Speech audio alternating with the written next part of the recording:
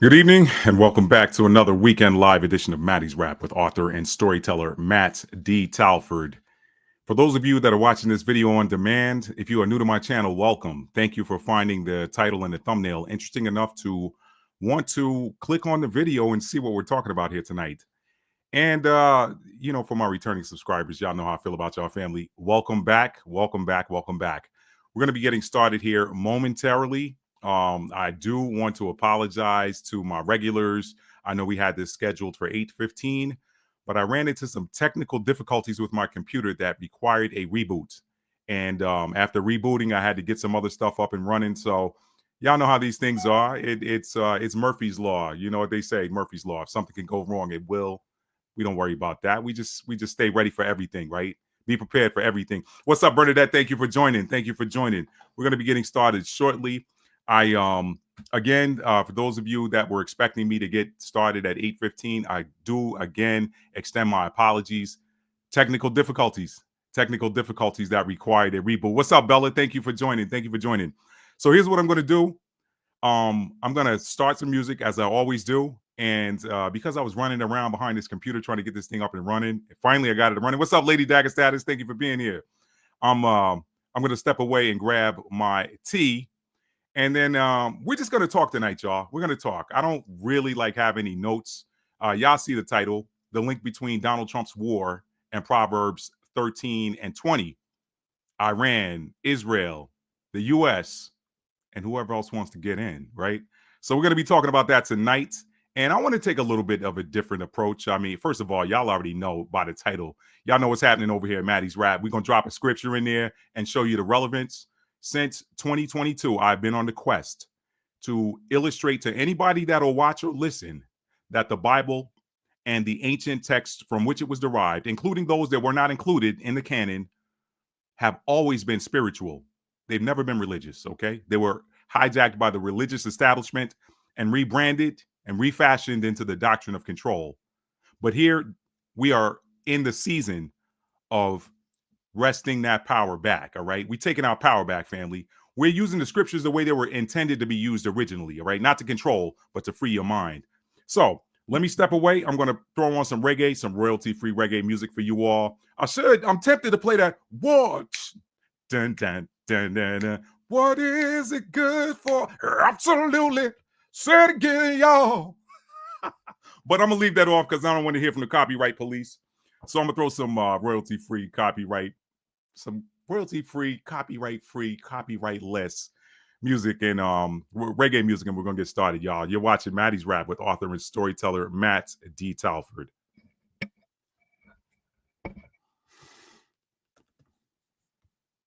All right, family, I'll be right back with you. You're watching Maddie's Rap with author and storyteller Matt D. Talford. I won't be going long. I'll be right back, family. Hang around. Chat amongst yourselves and tap that like button for me.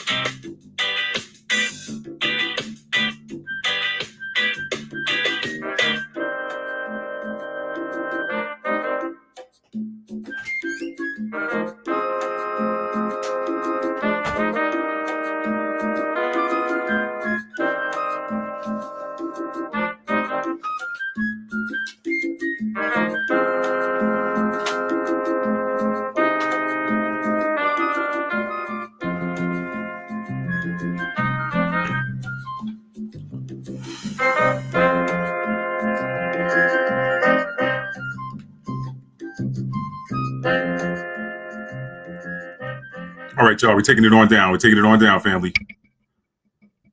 Taking it on down. All right, here we go. Here we go. Switch it over. Let's see who we got back up in here. All right, all right, all right. We got Maya Reacts. What's up, Maya? Tora Girl in the house. What's up, Tora Girl? She said, hey, Matt, thanks for doing this tonight. Glad to be with the Brews. Amen. Amen. Let's see. Space Elf. What's up, Space Elf? Lady Dagger Status. All right, y'all. Y'all chiming in. Y'all checking in. Y'all checking in. All right, y'all. So let's get this party on and crack-a-lacking. Let me get everything set up here. I don't need any more technical difficulties. Like, really, y'all know how these things go sometimes. So first of all, thank y'all for being here. And again, my apologies for being late. It's technical difficulties. I could not help that. I worked through it, but we are here. So thank y'all for being here. All right, we're going to get this party started. And hopefully this hot tea doesn't have me sweating too much. Y'all know how it is. You got to keep the throat hydrated.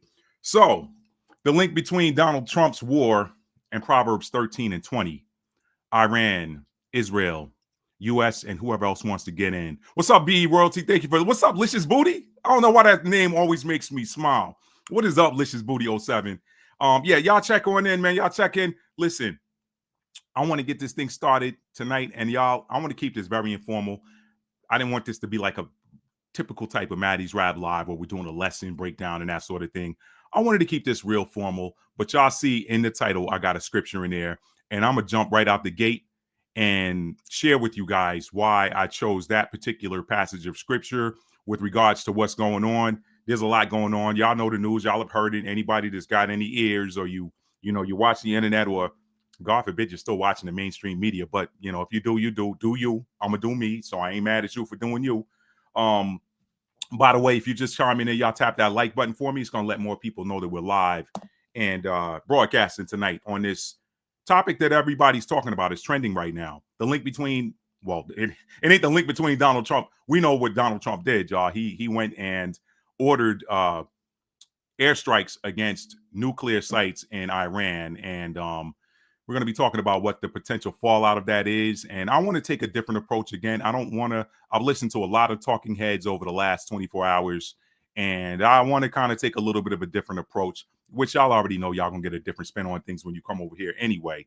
But let me begin by first sharing with you all an omen that I saw on a social media video.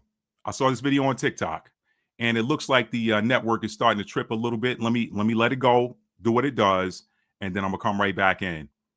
All right, give me a second, family. Network's tripping. Y'all know how they do here. Y'all know how they do on this platform. Give it a second.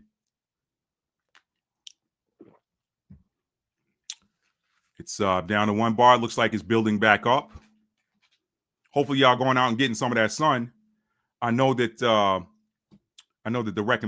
recommendation is to stay out of the sun. Let me tell y'all something. I was in the sun for 4 hours on Friday, from midday till I think I went out there at about 11:30 to do yard work, and stayed out there till almost 4 o'clock. Okay, no hat, All I do is I don't do sunscreen. I put a little, depending on what I got handy.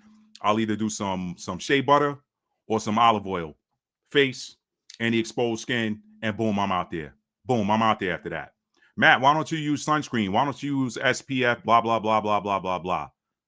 I got melanin for starters. Okay, for starters. Number two, you ever try to cook a piece of meat in a cast iron skillet or in a pan that meat that doesn't have fat on it already? You ever try to cook it in a pan with no fat? What's it going to do? It's going to burn, right?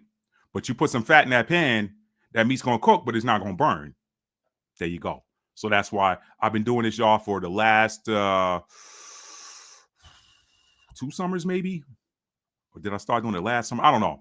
Y'all know I play a lot of tennis in the summertime, and I just put the oil on my face and go. Oil or shea butter and go.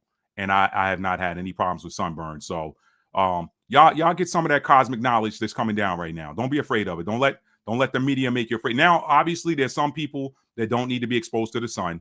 I'm gonna say that because I've seen people, like I said, Friday, I was out there for almost 4 hours.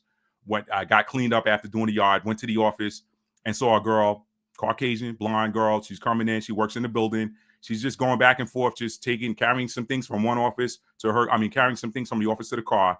I guess they were moving offices or whatever. And y'all, she was pretty burned. She was pretty burned. So protect yourself at all times. Do what you got to do for you. But anyway, I don't even know why I went down that path. I did. Anyway, we're here. Stay hydrated, though. That's important. I kind of ran low on fluid, and I was feeling it later. So I was drinking water the whole time, but I wasn't putting the electrolytes back in. So I don't know who that's for. Y'all stay hydrated. Make sure you got them electrolytes. If you're drinking water, maybe put your pinch of sea salt in there, okay? Get them electrolytes in you. Make sure. That is very important right now. But I don't run from the sun. I embrace it. I don't run from it. I embrace it. So anyway, I told y'all I want to take a different spin. I'm going to keep this real casual tonight. I'm treating this just like me talking to one of my boys, or me talking to one of my siblings, or me talking to my dad or somebody about what's going on in the world right now. It's just going to be a conversational. I did have some videos. And again, let me bring it back around because I know I'm talking a lot. Well, that's what I do in here, right? Anyway, I want to show you guys this omen, this very powerful omen that I saw that came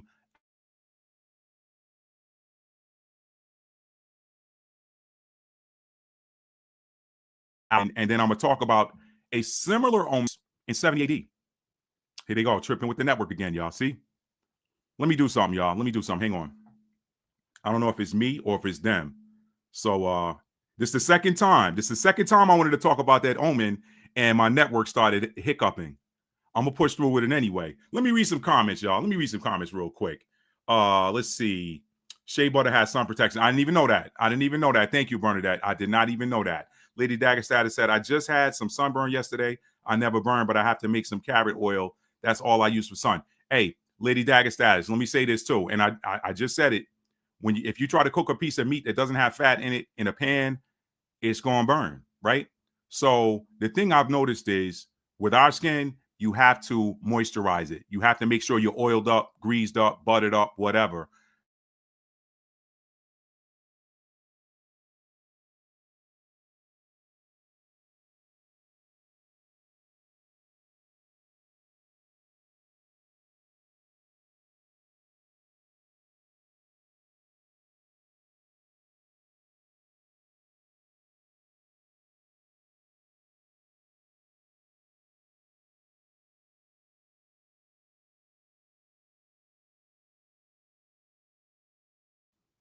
Okay, I'm back. See, they messing with the connection tonight. Somebody don't want to hear this message. Somebody don't want to hear this message, but I'm not going to stick around and wait on them. Let me switch networks up and see what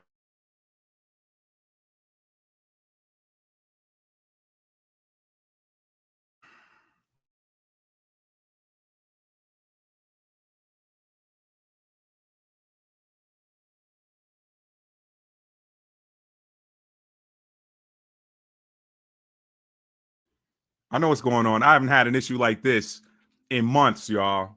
I have not had an issue with my network on this live stream in months.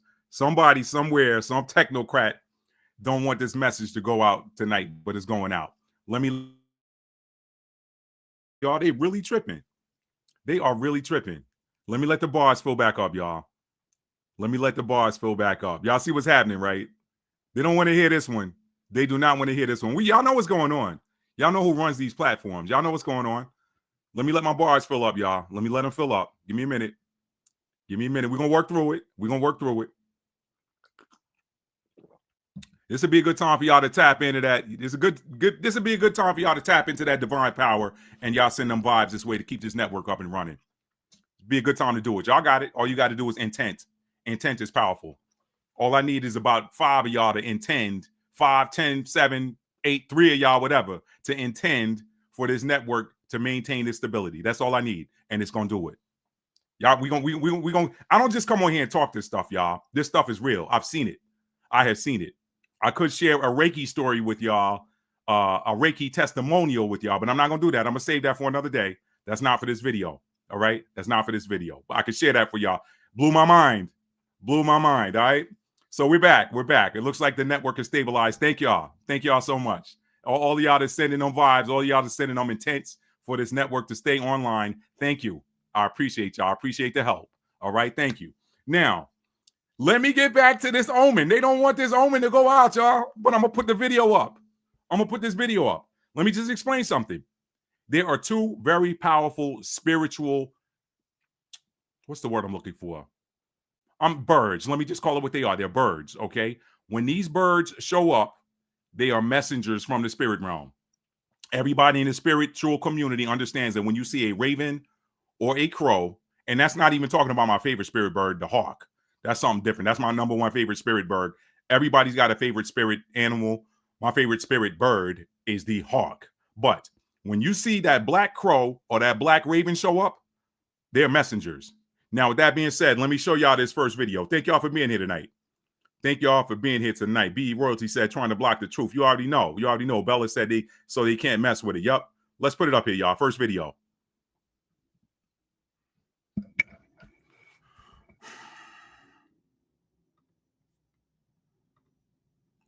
Does not recognize Israel.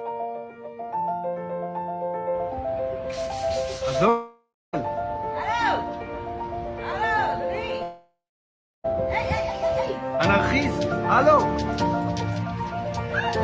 עזוב את הדגל בכלל. אני בשוק. עורב, מה? בהלם. אני בשוק.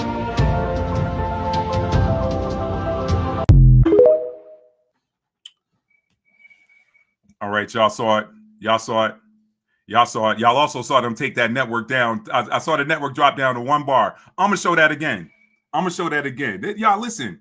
This is Neptune and Saturn and Aries. I hear a lot of people, and I know I was jokingly singing the song, War, what is it good for? Absolutely nothing. Let me tell you something. This is war season.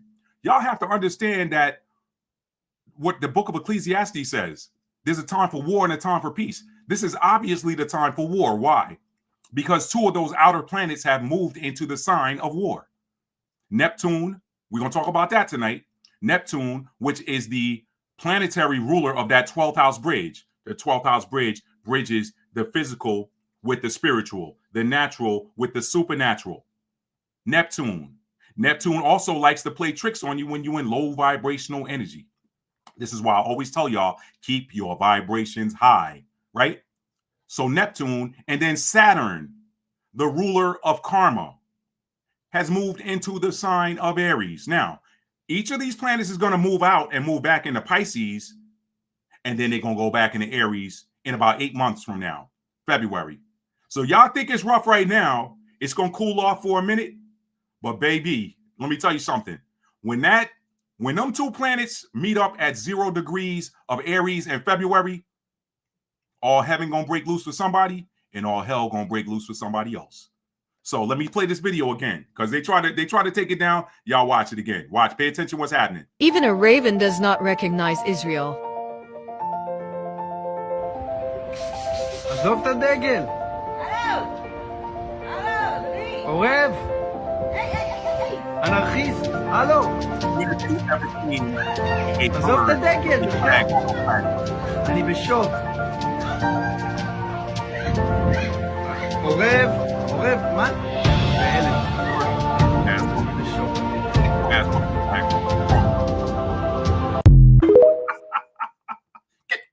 Get your ass off this flagpole. Hell wrong with you. You don't been up here long enough. 77 years is long enough. Y'all saw it. Y'all saw it. Okay, YouTube, go ahead and take me down to one bar, and then I'll let it come back up. Thank you. Thank you. Y'all saw it. Y'all saw it. That's an omen. That's right. She said definitely a sign. That's an omen. That is an omen. When have you ever seen a bird snatch a flag off a flagpole?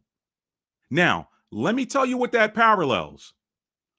I don't know, those of you who have read Wars of the Jews, there's another book called The Ancient Sieges of Jerusalem and Masada. I read that book some years ago. During or right before the siege of Jerusalem started, when General Titus had his 3 legions surrounding the walls of Jerusalem. And remember what the Messiah said. When you will see the walls, let me pull it up because I can show you better than I can tell you. Y'all know sometimes I be fumbling them. I read them so much that sometimes I forget them. But or not forget them, but I'll butcher them. Let me bring this up. Hang on real quick. Let me pull it up. Let me make sure my ring is off because this is right around the time my brother calls me. Let me see. Hang up. Hang on, not hang up. Please don't hang up. Got enough issues going on here, right? War season, baby. War season. Let's go. All right, let's see. There we go. There we go. Luke 21 and 20. Let's bring it up on the screen.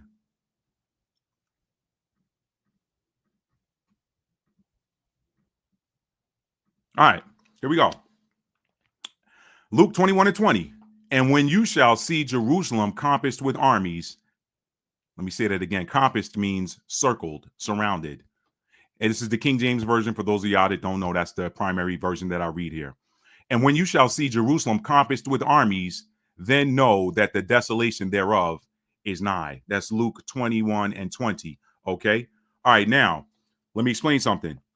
During the siege of Jerusalem in 70 AD, when Titus had those 3 legions surrounding the walls of Jerusalem, there was another omen that took place. He witnessed something that was described as, I don't know if he called them ghosts or spirits or whatever, but he saw 3 entities leave from out of the top of the temple. And that temple was very tall.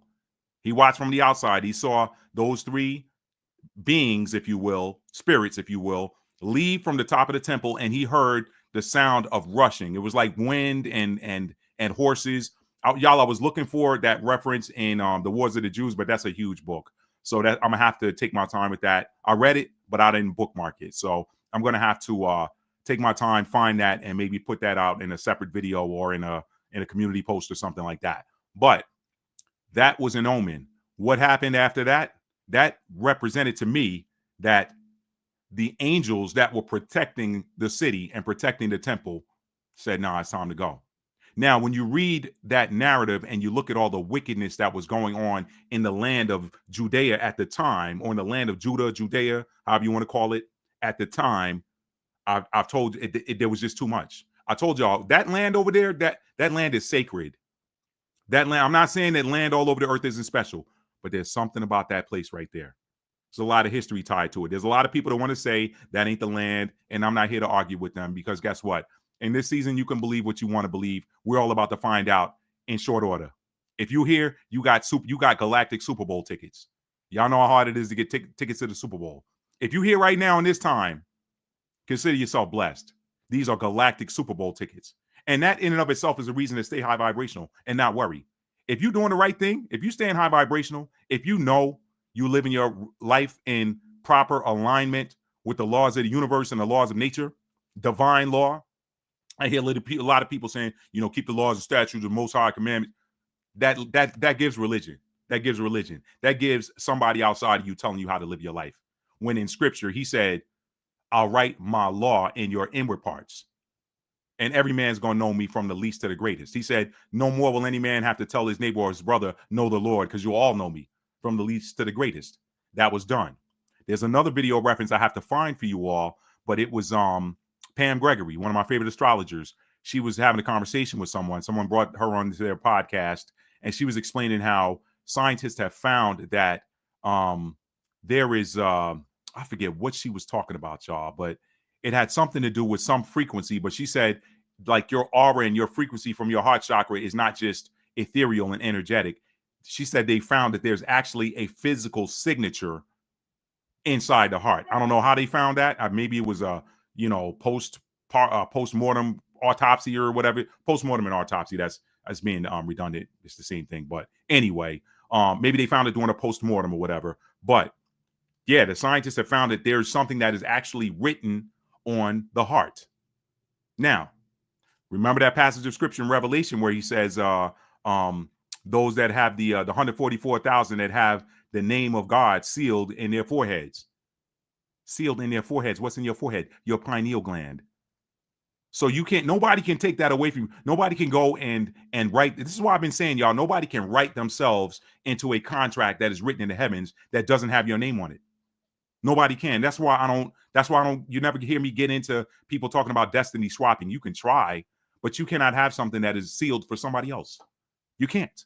Right. So anyway, yeah, I don't know how I got onto this, but I was talking about the thing that we saw in ancient Jerusalem, how pretty much the city. I was talking about how wicked it was. Well, fast forward it to 2025, and look how much wickedness is going on over there. Look at when all this stuff started popping off. Pride Month. Go figure that. There's more to it than that, but that's all I'm gonna deal with for now. Look at all of the other wickedness going on. You got the bombing going on over there, and you still got people that have the nerve to, in those bomb shelters, the ones that's in those parking garages. I'm hearing stories where Eurocentric Jewish people are telling Palestinian Jews that you can't come into this bomb shelter. This is not for you. I gotta find that video, y'all. I should have pulled more video in, but I just wanted this to be sort of conversational tonight. So yeah. So now let's move on. Let's move on to Donald Trump, y'all, because I don't want to keep y'all all night tonight. Let's move on to Donald Trump. There's a lot of stuff going on. That omen, just to close out the omen section, that omen is reminiscent of what happened before Jerusalem fell in 70 AD. Titus, that it's recorded that Titus saw that. That's not something somebody made up. That's written history that he saw and experienced what he experienced. Okay. And not long after that, it took him 5 months. It took him from May to what would be May in the Gregorian calendar, May to June, July, August, September, May, June, July. The siege started in May, so that's technically a whole month. May, end of April, early May is when it started. May, June, July, August. They finally took control in late September, early October. The deal was done. It was done. But that signaled the fall of Jerusalem. And now we see something that is similar. A powerful spirit omen bird taking the Israeli flag off the flagpole, dropping it on the ground, and then sitting on top of the flagpole like what? What else is significant? I told y'all. You got to watch the cosmos. A lot of people say, well, the astrology, man, that's of the devil. And yeah, that's fine. Stay elementary if you want to. That's fine. You can stay elementary. Stay there. If that makes you happy, stay where you're happy. But don't demonize somebody else for seeking knowledge. My people are destroyed for a lack of knowledge. Why? Because you reject knowledge. You reject it. That's the only reason you're destroyed, for a lack of it. It's not for a lack of availability. That scripture didn't say my people are destroyed for a lack of availability of knowledge. No, the knowledge is there. What you choose to do with it is up to you. Proverbs chapter 4. Let's talk about that before we get to Trump. Let me bring that up real quick because somebody needs to hear this. Proverbs chapter 4. Conversational tonight, but we tie everything over here to scripture. Or we try to anyway. We try to. Let me bring this up on the screen. Or the stream, depending on, what part of the South you live in. Let me stop, y'all. Let me stop. Here we go. Proverbs 4:1. Hear, ye children, the instruction of a father, and attend to know understanding. Know, K-N-O-W, understanding. For I give you good doctrine, forsake you not my law. For I was my father's son, tender and only beloved in the sight of my mother. He taught me also and said unto me, let thine heart retain my words. Keep my commandments, or it should be instructions, really. That's like that super patriarchy. I really feel like that was an edit, y'all. Y'all know I feel some type of way about that word commandments. Commandments, if they're commandments from the Most High, they're done. It's not a choice. Instruction you can choose to follow or choose to break, but a commandment, nah, it's gonna happen. It's gonna happen. So I feel some type of way about that translation, but it is what it is. Keep my instructions and live. Get wisdom, get understanding. Forget it not. Get wisdom, get understanding. Forget it not. Neither decline from the words of my mouth. Forsake her, wisdom. Forsake her not, and she shall preserve thee. Love her, wisdom, and she shall keep thee. Funny how wisdom is feminine, right? Wisdom is the principal thing. Therefore, get wisdom, and with all thy getting, get understanding. All right. Let's get some understanding here tonight. Let's get some understanding tonight. All right. Let's deal with this Proverbs 13 and 20. Let me bring that right back up. Let's deal with this. I'm going to tell you why. I'm going to read it, and I'm going to tell you why this applies to President Donald John Trump. All right. 13 and 20. This is one of my favorite ones. This is why I have it highlighted. I've memorized this one when I was a child. He that walketh with wise men shall be wise, but a companion of fools shall be destroyed.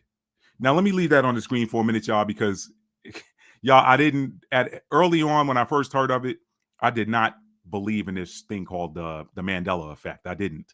People were talking about it. Oh, they're changing things. They turned on CERN, and CERN did some sort of parallel alternate reality merge or something, or convergence. So we could be picking up versions of the scriptures from a parallel reality. I was like, man, whatever. Over here in this reality, this sign says this, but here I remember it saying this, and whatever. Cartoon, this particular cartoon character had his nose over here, and over here his nose was like that. I was like, yeah, whatever.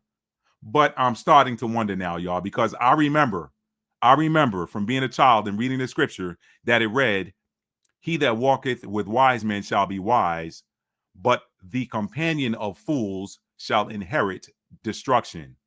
That's what I remember it saying. Now it says the companion of fools shall be destroyed. Am I the only one that remembers that saying shall inherit destruction? If you remember it saying the companion of fools shall inherit destruction, put the word inherit in the chat for me, because I want to know if this is just me, right? I want to know if it's just me. Okay. Anyway, let me keep moving, y'all. He that walketh with wise men shall be wise, but a companion of fools shall be destroyed. Matt, why did you tie that to Donald Trump? Why did you tie that to Donald Trump's war? Let's talk about that. Okay. Let's talk about Beanie Man. Y'all know I call him Beanie Man. I don't even like to call him Benjamin Netanyahu. I prefer to call him Beanie Man. I'm damn sure not going to call him BB. BB gives Baba, and he ain't none of my daddy. All right. So he ain't getting no BB from me. BB sound too much like Baba, which is like dad or father. He ain't getting no BB from me. So I'm going to call him Beanie Man because he wear them beanie caps. All right. Y'all know what Beanie Man is. He that walks with wise men shall be wise, but a companion of fools shall inherit destruction, or a companion of fools shall be destroyed. However you want to, whichever reality or universe you remember, it's saying whatever. Just pop that in. Pop that in. Now, y'all know that Beanie Man, he's got a track record for lying. In fact, I don't even know if he knows how to tell the truth. I don't even know if he knows how to spell the word truth. I don't. I think if he was in a spelling bee and they said, Benjamin, it's your turn. Your word is truth. Spell truth. Can I get it in a sentence, please? Okay. This one comes from the old Negro churches, sir. The old Negro church services. Tell the truth and shame the devil. Now, Benjamin, we need you to spell truth. Okay, truth. L-I-E. Truth. Sorry, y'all. Sorry. I couldn't resist. Y'all. Sorry. I couldn't resist. Anyway, that man, every time he opened his mouth, a lie come out, man. A lie come out every time he opened his mouth. If he tell you the food, if he tell you the food tastes good, don't eat it. It's nasty. All right. All right. That's how we doing. If he tells you it tastes terrible, I mean, he don't want to share it with you. Don't eat it. He don't want you to eat. Now, go get you some. All right. You do. You don't know how to do nothing but tell a lie. Now, when you hang out with lies, what does that scripture mean, Matt? Whoso walketh with wise men shall be wise, but the companion of fools shall inherit destruction, or the companion of fools shall be destroyed. Put that in some other terms. if you roll with cats who are always stealing, sooner or later, you might start stealing. All right. Basically, it says you take on the personality of the company you keep. This is why you have this saying in pop culture that says, if you want to know about a person, look at their 5 closest friends or whatever, or 3 closest friends. It changes depending on who's saying it. But they say that that's one way to tell a lot about a person, by looking at who they hang out with the most. Okay. In this case, you've got, whoso walketh with wise men will be wise, but a companion of a fool will inherit destruction, or a companion of a fool shall be destroyed. Benjamin is a war criminal. Let's call it what it is. Let's call it what it is. The ICC is looking for him. Beanie Man is a war criminal. The ICC is looking for him. He can't, there's certain countries he cannot go to because he will be arrested as soon as he gets off the plane. There's some countries he has a safe haven in. The United States is one of them. Okay? So, you hang out with war criminals long enough, you might find yourself committing a war crime. Why do you say that, Matt? Well, because from my understanding, what I've heard is that to attack a nuclear facility it goes against international law. It's in violation of international treaties, international atomic treaties, international agreements, or whatever the proper jargon is or nomenclature is. But let me see if I can't find that. I just shared that with somebody today. Shout out to my homegirl, Kelly. We were talking about this earlier today. And I told her, I said, hey, listen, I'm hearing that to attack a nuclear facility is a war crime. Let me see if I can't find that. Hang on a sec. Let's see.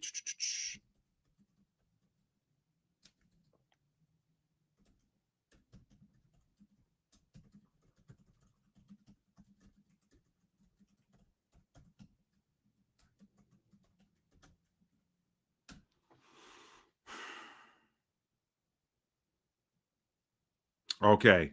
I typed it into DuckDuckGo, and its AI bot popped up this answer. I'm going to share this on the screen with you all. Let's do this. Share. Like I tell you, I could show you better than I can tell you. I'll tell you that all the time. Here it is. This is what the AI sent back. Yes, attacking a nuclear facility can violate international law, particularly under the Geneva Conventions and other treaties that protect such sites, due to the potential for catastrophic consequences. The legality of such attacks often depends on the context and whether the facility is being used for military purposes. So, somebody might say, well, hey, they were using it for military purposes, but there was no proof. There was no proof. Here's the danger in attacking a nuclear facility. You could create another Chernobyl. The fallout you could send radioactive material into the atmosphere that spreads in other countries. So now, practically speaking, has Donald Trump committed a war crime by having B-2 bombers drop bombs on 3 Iranian nuclear facilities? According to ChatGPT, yes. Unless they can somehow prove that they were enriching uranium to build a nuclear weapon, which, again, as was the case in 2003 when we sent troops over to Iraq and people coming home in boxes. And y'all know I feel some type of way about that, having been a soldier deployed. Y'all know I feel some type of way about that. Yeah. Looking for weapons of mass destruction that nobody ever found. So here we are. Hey, we're going to drop. Now, here's the other part. Okay, so let's put that to the side. BB, I just said I wasn't going to call him BB. Y'all forgive me. Matt, forgive me. Let me forgive myself. Beanie Man pretty much played Donald Trump. Now, I thought Trump was a lot smarter than that. Let me say this. I didn't vote for him. Didn't vote for Kamala either. Let me put that out there. I told y'all what it was with me. Now, that being said, I thought he was a lot smarter than that. I did. I thought he was a lot smarter than this. But here's what happened. I feel like Beanie Man played him. Here's what I mean. Everybody knows that Israel, they go pick fights with people that they can't beat, and they pull the U.S. in. They've been doing that since their inception. I'm not even going to call them Israel. Let me call them 1948 state, like I normally do. 1948 state starts that they can't finish, and they pull the U.S. in. This time, Here's where Trump messed up, and I'm gonna tie this back to astrology. Believe it or not, I'm gonna tie it back to astrology and these cosmic transits that we're seeing right now. He basically has been on this warpath with Iran since the 1990s. Hey, they're trying to build a nuclear weapon. We got to stop them from having a nuclear weapon. So in comes Donald Trump. This man, while Trump is saying, hey, let's get Iran to the table to negotiate and do some sort of nuclear talks or whatever to make sure that they're not building a weapon, here comes Iranian fighters taking out all of these nuclear scientists and generals and all of this stuff unprovoked. Okay, that's how we got here. That's where this is why all of these missiles are tearing up the countryside of 1948 state right now. This is why, or I'll call it the land of Israel. I won't, if I'm dealing with the state, I'll call it 1948 state. But this is why these Iranian missiles are tearing up the landscape right now, because it is in retaliation for Israel taking out their people. Now, Israel has been taken out, or 1948 state has been taking out these people. You can call it red rum. Y'all know what red rum is. Spell it the other way. Red rum. They've been committing red rum against these people, civilians.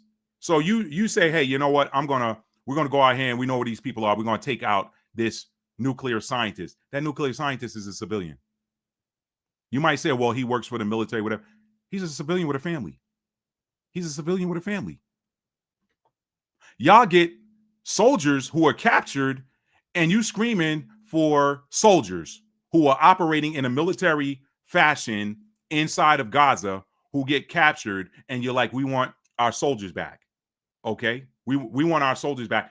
And I'm not going to get into the hostage thing. I'm not going to get into the 2023 thing. I'm talking about like straight up soldiers. You get soldiers captured. You want your soldiers back. But y'all, meanwhile, and these soldiers are acting aggressively toward people in Gaza. But you got a scientist just doing his job, and you fly over there and bomb him and basically rip him to shreds. And now his family's burying him. And they're having a funeral and all of that. What's up with that? What's up with that? Okay, so you're doing that. You're taking these people out. And here again, Israel or 1948 state is hammering on America. Hey, we need you. We need you. They got bombs. They're days away from having a nuclear weapon. They're days away from having a nuclear weapon. This man's been saying that for years. He's been saying that for over 10 years. He's been saying that for over a decade. He's been saying that for like two decades. They're going to have a nuclear weapon any day now. They're weeks away. They're months away. They're days away from having a nuclear weapon. They've been saying that for that long. Why now? Here's the difference. Bring in Donald Trump again. The link between Proverbs 13 and 20 and Donald Trump's war, because this is his war now. The man who was elected on no more new wars, okay? Here's what happens. He says, I know Israel wants me to do this. We're going to look at it again, and, within 2 weeks, we'll look at it. We'll make our decision. 2 days after saying that, here come the bombs. Now, let me show you this other video, because there's something significant about this, and it has to do with astrology. And I say this all the time on this channel, y'all. The workers of iniquity, they use these cosmic transits to harness the energy of them to do their ill will, right? But then they have their puppet pastors, preachers, and priests telling you not to look at the very same energies that they use to do evil. Why? Because if you use those same cosmic energies to enact good or works that emanate from the light always drives out the darkness. So you got to tell people that have light-bearing potential that looking at the stars and harnessing the energies of these cosmic portals is wicked. Why? Because if they did the same thing that the workers of iniquity were doing, they would cancel out everything that they're doing. Why? Because light drives out darkness. I could get up right now and turn off the lights in this office, and you guys wouldn't see me. But as soon as I turn the lights back on, boom, Maddie appears. So let me show y'all this video. Thank y'all for being here tonight.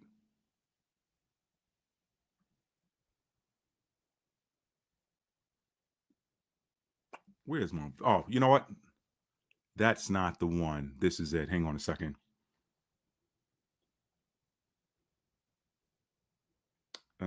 It is in IG. I'm going to have to show it to you guys on the screen here. Hang on.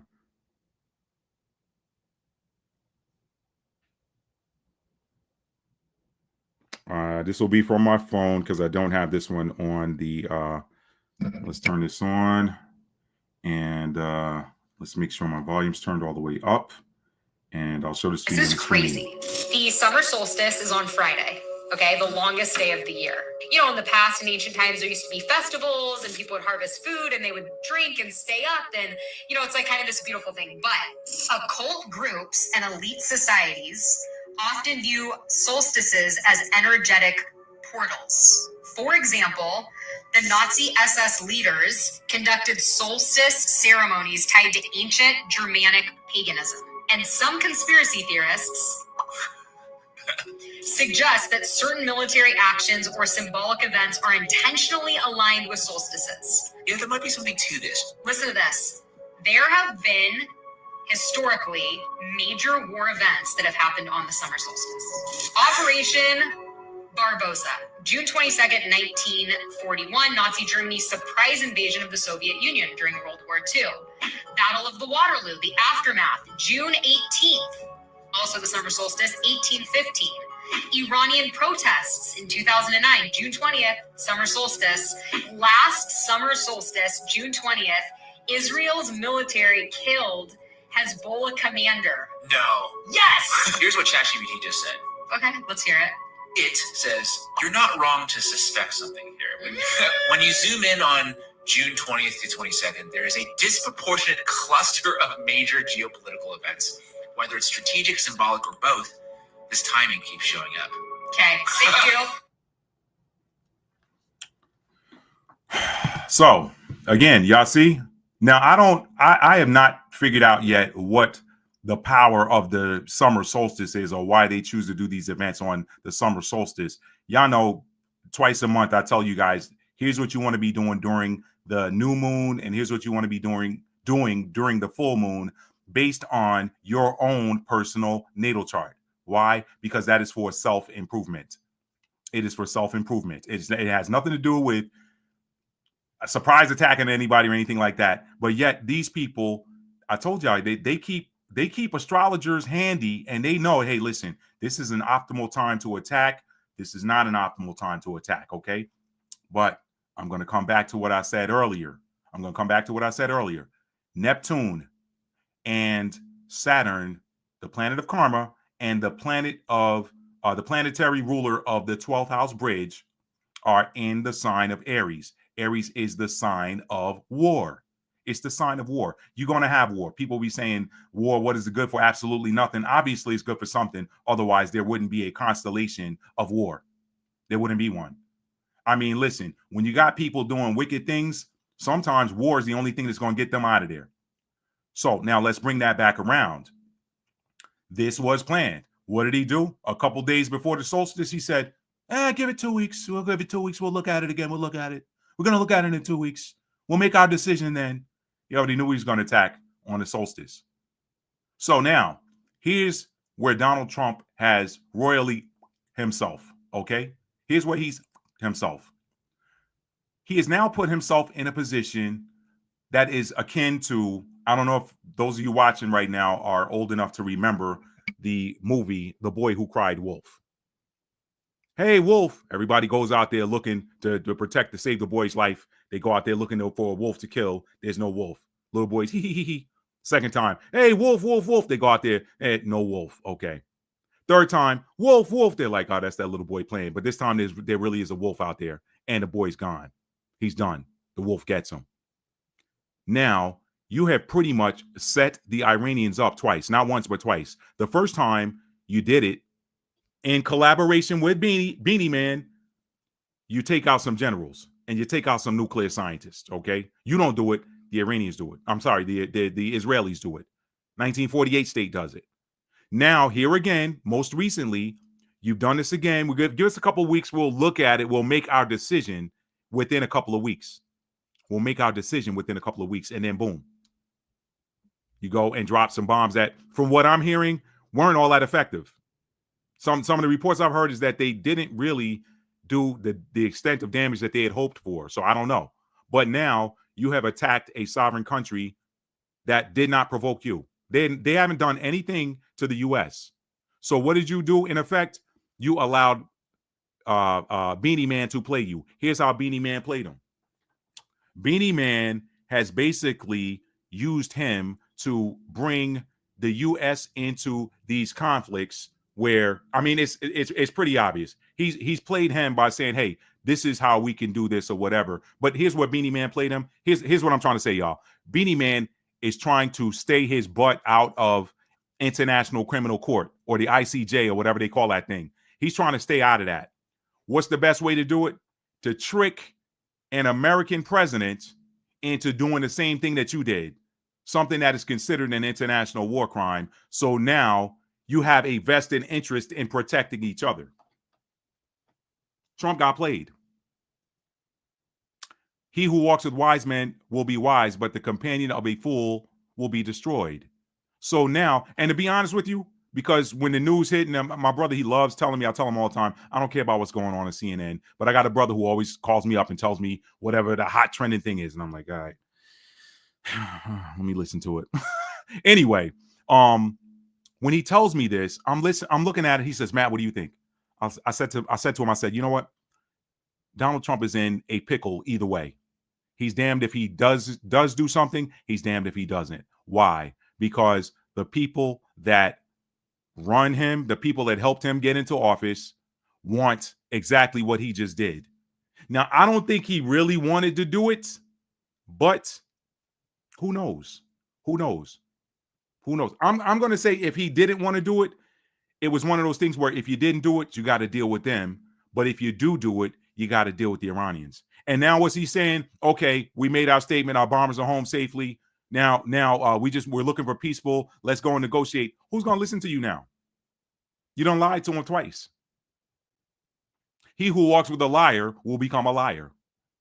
He who walks with a known liar. Now, there's going to be people out here. I don't get into the politics. There's going to be people out here that say all Trump does is lie. I got a family member that argued with me during the election when he thought I was going to vote one way or the other, which I didn't vote for his candidate, and I didn't vote for the one I'm talking about. But he was arguing me up and down. That man's a liar. All he does is lie, blah, blah, blah, blah, blah. I personally thought he did an okay job his first time around. Don't throw any rocks at the screen, given the fact that he was embattled with a legal case for 3 years, the stuff he got done, whatever. But this is something new. This is something new. Now, let me tie this back to astrology for y'all. Let me tie back to astrology. What have I always told y'all about these 12th house placements and these Piscean placements? If you got strong Neptunian placements in your chart, it is imperative that you keep your vibrations high. Why? Because Neptune is what?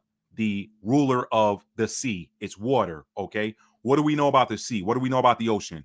At a certain depth, from sea level down to a certain depth, the sunlight is able to penetrate the water and you can see. Once you get below that certain depth, things get cloudy and you can't really see as clearly. And then you keep going down, you can't see anything.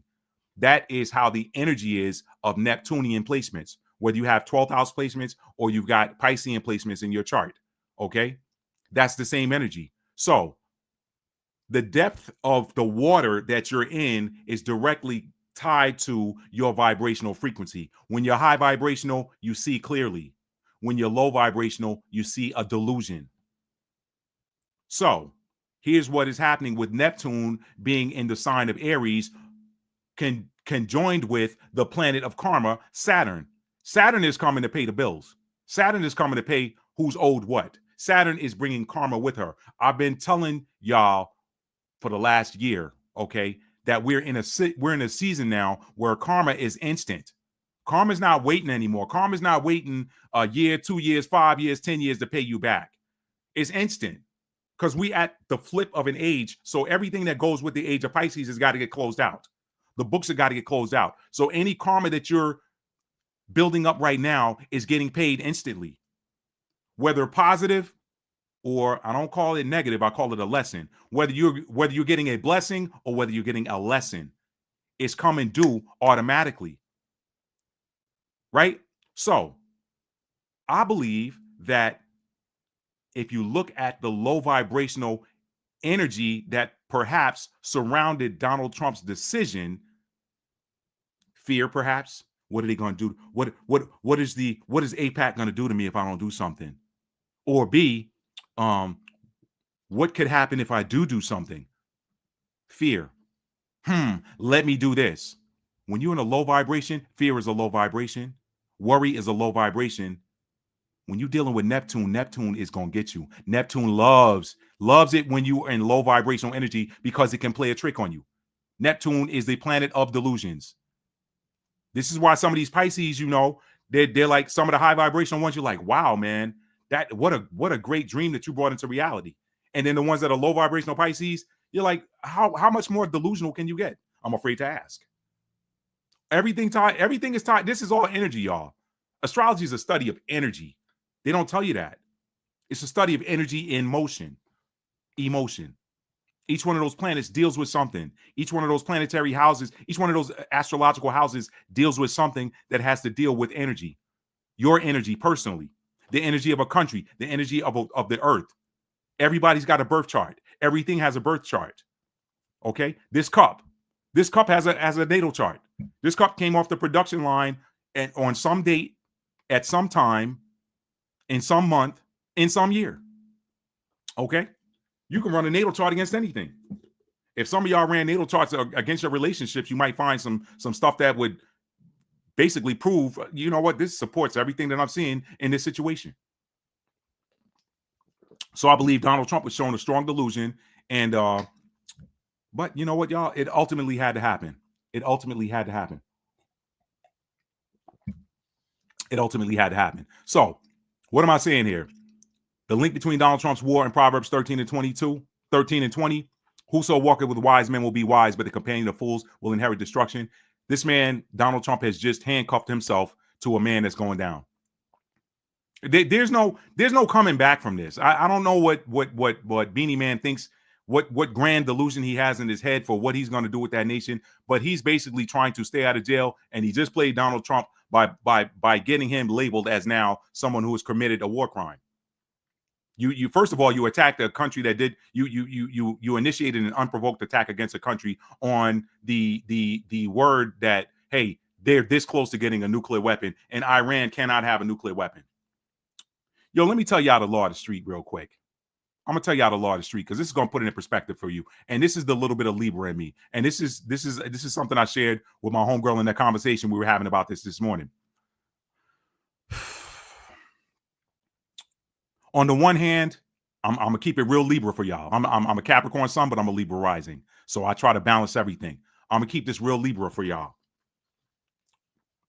On the one hand, I can understand why someone would say, why is that on the screen? Okay. I can understand why someone would say, hey, Iran cannot have a nuclear weapon because, well, you know what? First of all, let me say this. Iran, in my opinion, from what I've seen over the last year, over the last 2 years, even dating back to 2023, from what I've seen, Iran has shown an incredible amount of restraint, a lot more than Israel. They've showed an incredible amount of restraint and an incredible amount of discretion with their targeting of their precision weapons. With their targeting, they've shown way more. Like, it ain't even close how much more restraint they've shown than 1948 state. Oh, their bombs have blown windows out of one of our hospitals. We had people in there that were on machines, some of them life support, some of them getting things like dialysis and things like that. Mother, y'all blowing up whole hospitals, all of them. Where's their hospital in Gaza now? Where's there one?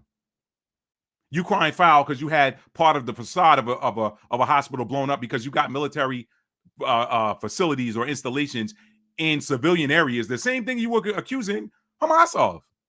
How about that? Let me not get off my point. What was I saying? Street law, street. On the one hand, I can see why you would say that Iran does not need a nuclear weapon. Why? Because, let's keep it a buck, Iran, according to the media, I don't know because I'm not there. I'm no type of inspector. I don't work for any intelligence agency, none of that. I don't know personally. But according to media reports, it is Iran that provides weaponry to the proxies in the region. Hamas, Hezbollah, the Houthis or whatever. They claim that they get all their weapons from Iran. Do they? I don't know. That's what the media claims. So if you want to make the argument that if Iran got nukes, then they could arm their proxies with nukes. I understand that. I get it. I get it. Okay. But now remember, I said I'm going to keep this real Libra. On the other hand, there is a reason why these so-called African warlords run through some of these remote villages in these different countries on the African continent where these rare earth elements are beneath the soil, and these multinational companies want to get in there and get those rare earth elements and minerals and stuff out of there for whatever, you know, they're very, very valuable, priceless even. Okay. But what do? France don't send their military in there to attack villages. Okay. The word on the street is certain business people arm certain warlords, and they go in there and clear the region out, clear the people out, so that these companies can come in and dig their stuff up. Now watch this. The reason why they're able to do that is because these villages don't have equal capabilities.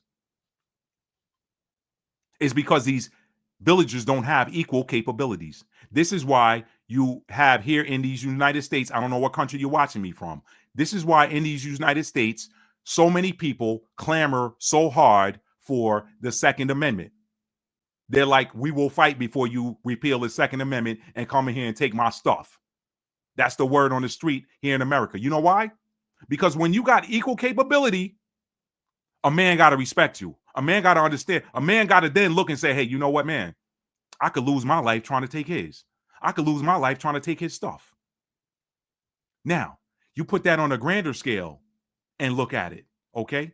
If those villagers had equal capabilities, the story would be a lot different when these so-called warlords showed up to try to take somebody's stuff. If them villagers got a plan and they got a chief and they like, yo, if they come in here, here's a spot over here, here's some choke points, we're going to move them into here and it'd be different. Hey, we got our own RPGs, we got our own AKs, we got our own machetes. Now, all of a sudden, that person coming to attack you knows he may not make it back home, or he may not make it back home the same way he came in there. Now he got to be like, maybe we don't want to go in there. Same thing on the international scale. That's the reason why nobody messes with that dude over in North Korea, because they know he itching. He itching. He like, I double dog dare you to come over here. Give me a reason to pause my John Wayne movie and hit this button. I don't know if y'all saw the documentary where Dennis Rodman went over there, but apparently that dude, he loves American movies or whatever. So give me a reason to pause this Eddie Murphy movie and hit this button. Oh, you interrupted? Wait a minute. Hold up. Somebody did what? Man, do you know I'm watching Eddie Murphy right now? I know I watched this movie 15 times already. I'm watching this 16 times. So I got to man, if I got to pause this movie, I don't care. I'm pushing the button. That's how, I mean, I'm giving an example of how crazy he might be. But guess what? You don't bother somebody who got the same capability as you. You real careful about how you come at them then, right? So, on that end, if I'm Iran, I'm keeping it a buck, y'all. I'm keeping it a buck. The law of the land, the law of the street. Okay, later for this, I can have this, but you can't stuff. Okay? If I'm Iran, I want one too. Obviously, when you can look around and see that people leave you alone when you got equal capability, then you want to get that equal capability. Now, all of that said, again, I got to look at how they're dealing with this, where they're sending these missiles right now and the discretion that they're using in selecting their targets. And I got to assume that they would have the same amount of discretion if they were to have a nuke. So you just asking me for my street corner opinion, my coffee shop opinion, okay? My basketball court, my yard opinion, whatever, my outside talking to my neighbor opinion.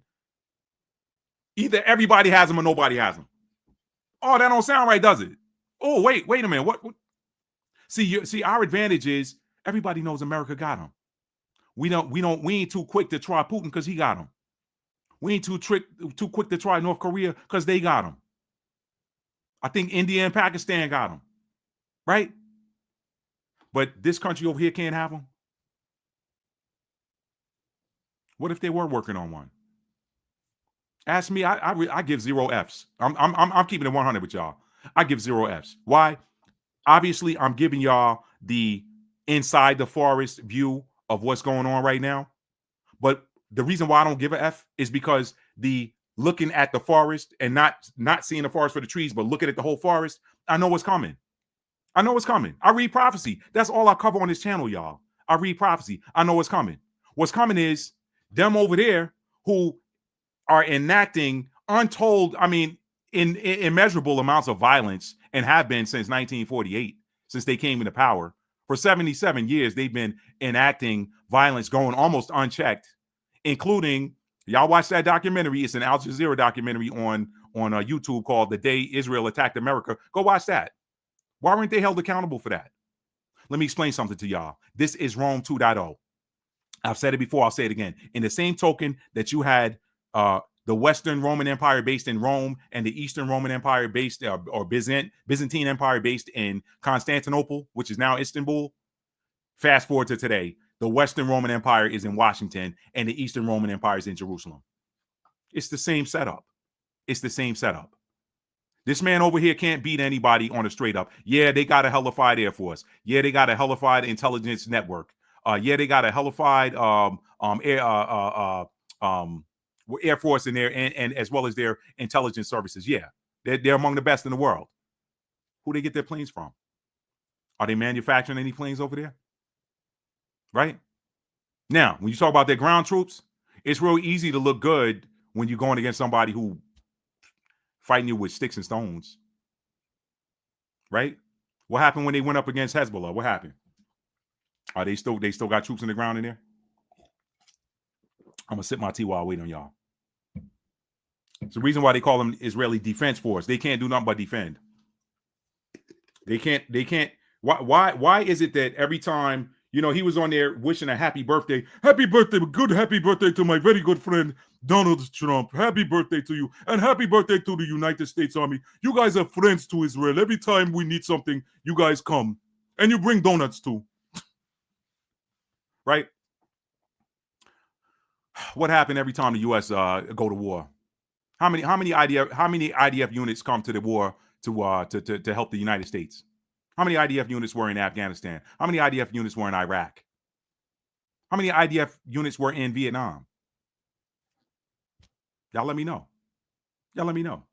So anyway, it doesn't matter. You got the Western Roman Empire and the Eastern Roman Empire, and now congratulations to Beanie Man. He has been successful in doing something that Donald Trump he has not been able to do to any other president. Okay, he has handcuffed him to himself. And now it's like, if I go down, Donald, you go down. So now you have to keep me out to prison.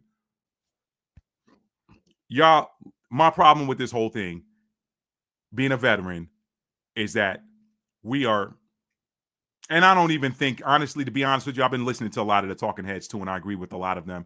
I don't think we're going to put ground troops on it. Really, to be honest with you, the only way to truly stop somebody from lobbing missiles at you, whether they're conventional or nuclear, is to have boots on the ground and go in there and take control of the command centers where they are. That's the only way you're going to do it. Yeah, I mean, maybe you get lucky and hit it, take something out with an airstrike, but people already know that. They know that their best shot at getting us is an airstrike. So of course they're going to defend that however they do it. The number one way to fight war has been the number one way it has been throughout time. You got to put boots on the ground and take that man out of his position. You got to knock that man out of the chair. It's like being in a boxing ring. You got to knock that man on his ass and beat and it's such that he don't beat the 10 count. Are we going to put boots on the ground and send them not only to you? Also, you got to take over his government buildings. We're going to put boots on the ground and go up in. Nah, they ain't happening. They ain't happening. They ain't happening. They ain't happening. They ain't happening. Did they learn? Did that? Those who do not learn from history are doomed to repeat it. Okay. One of arguably, and this ain't me being no fanboy or nothing like that. This is me being a fan of history. One of the most potent and efficient militaries in history was that of Nazi Germany during World War II. That's well documented. Where did Hitler mess up and ultimately put himself in a position where he could not win that war? It was when he decided to go and invade Russia. Too much land to cover. He lost 90% of the troops he sent in there. 90%. That was a blow they could not recover from. That was a blow they could not recover from. When you try to take over a country with that much land to cross, that much land to cover, there's no way you can do it. Nobody's going to put troops on the ground and invade China. Nobody's going to put troops on the ground and invade the United States. All y'all think, oh man, they're going to put boots on the ground. U.S. is too big. And there's too many militias in the U.S. too, y'all. Let's talk about that part right there. Ain't nobody going to put no boots on the ground and take over the United States. It's not going to happen. If anything, the U.S. would go up in smoke from either nukes or, let me skip to the or so I can get to the end here, y'all. Let me skip to the or so I can get to the end.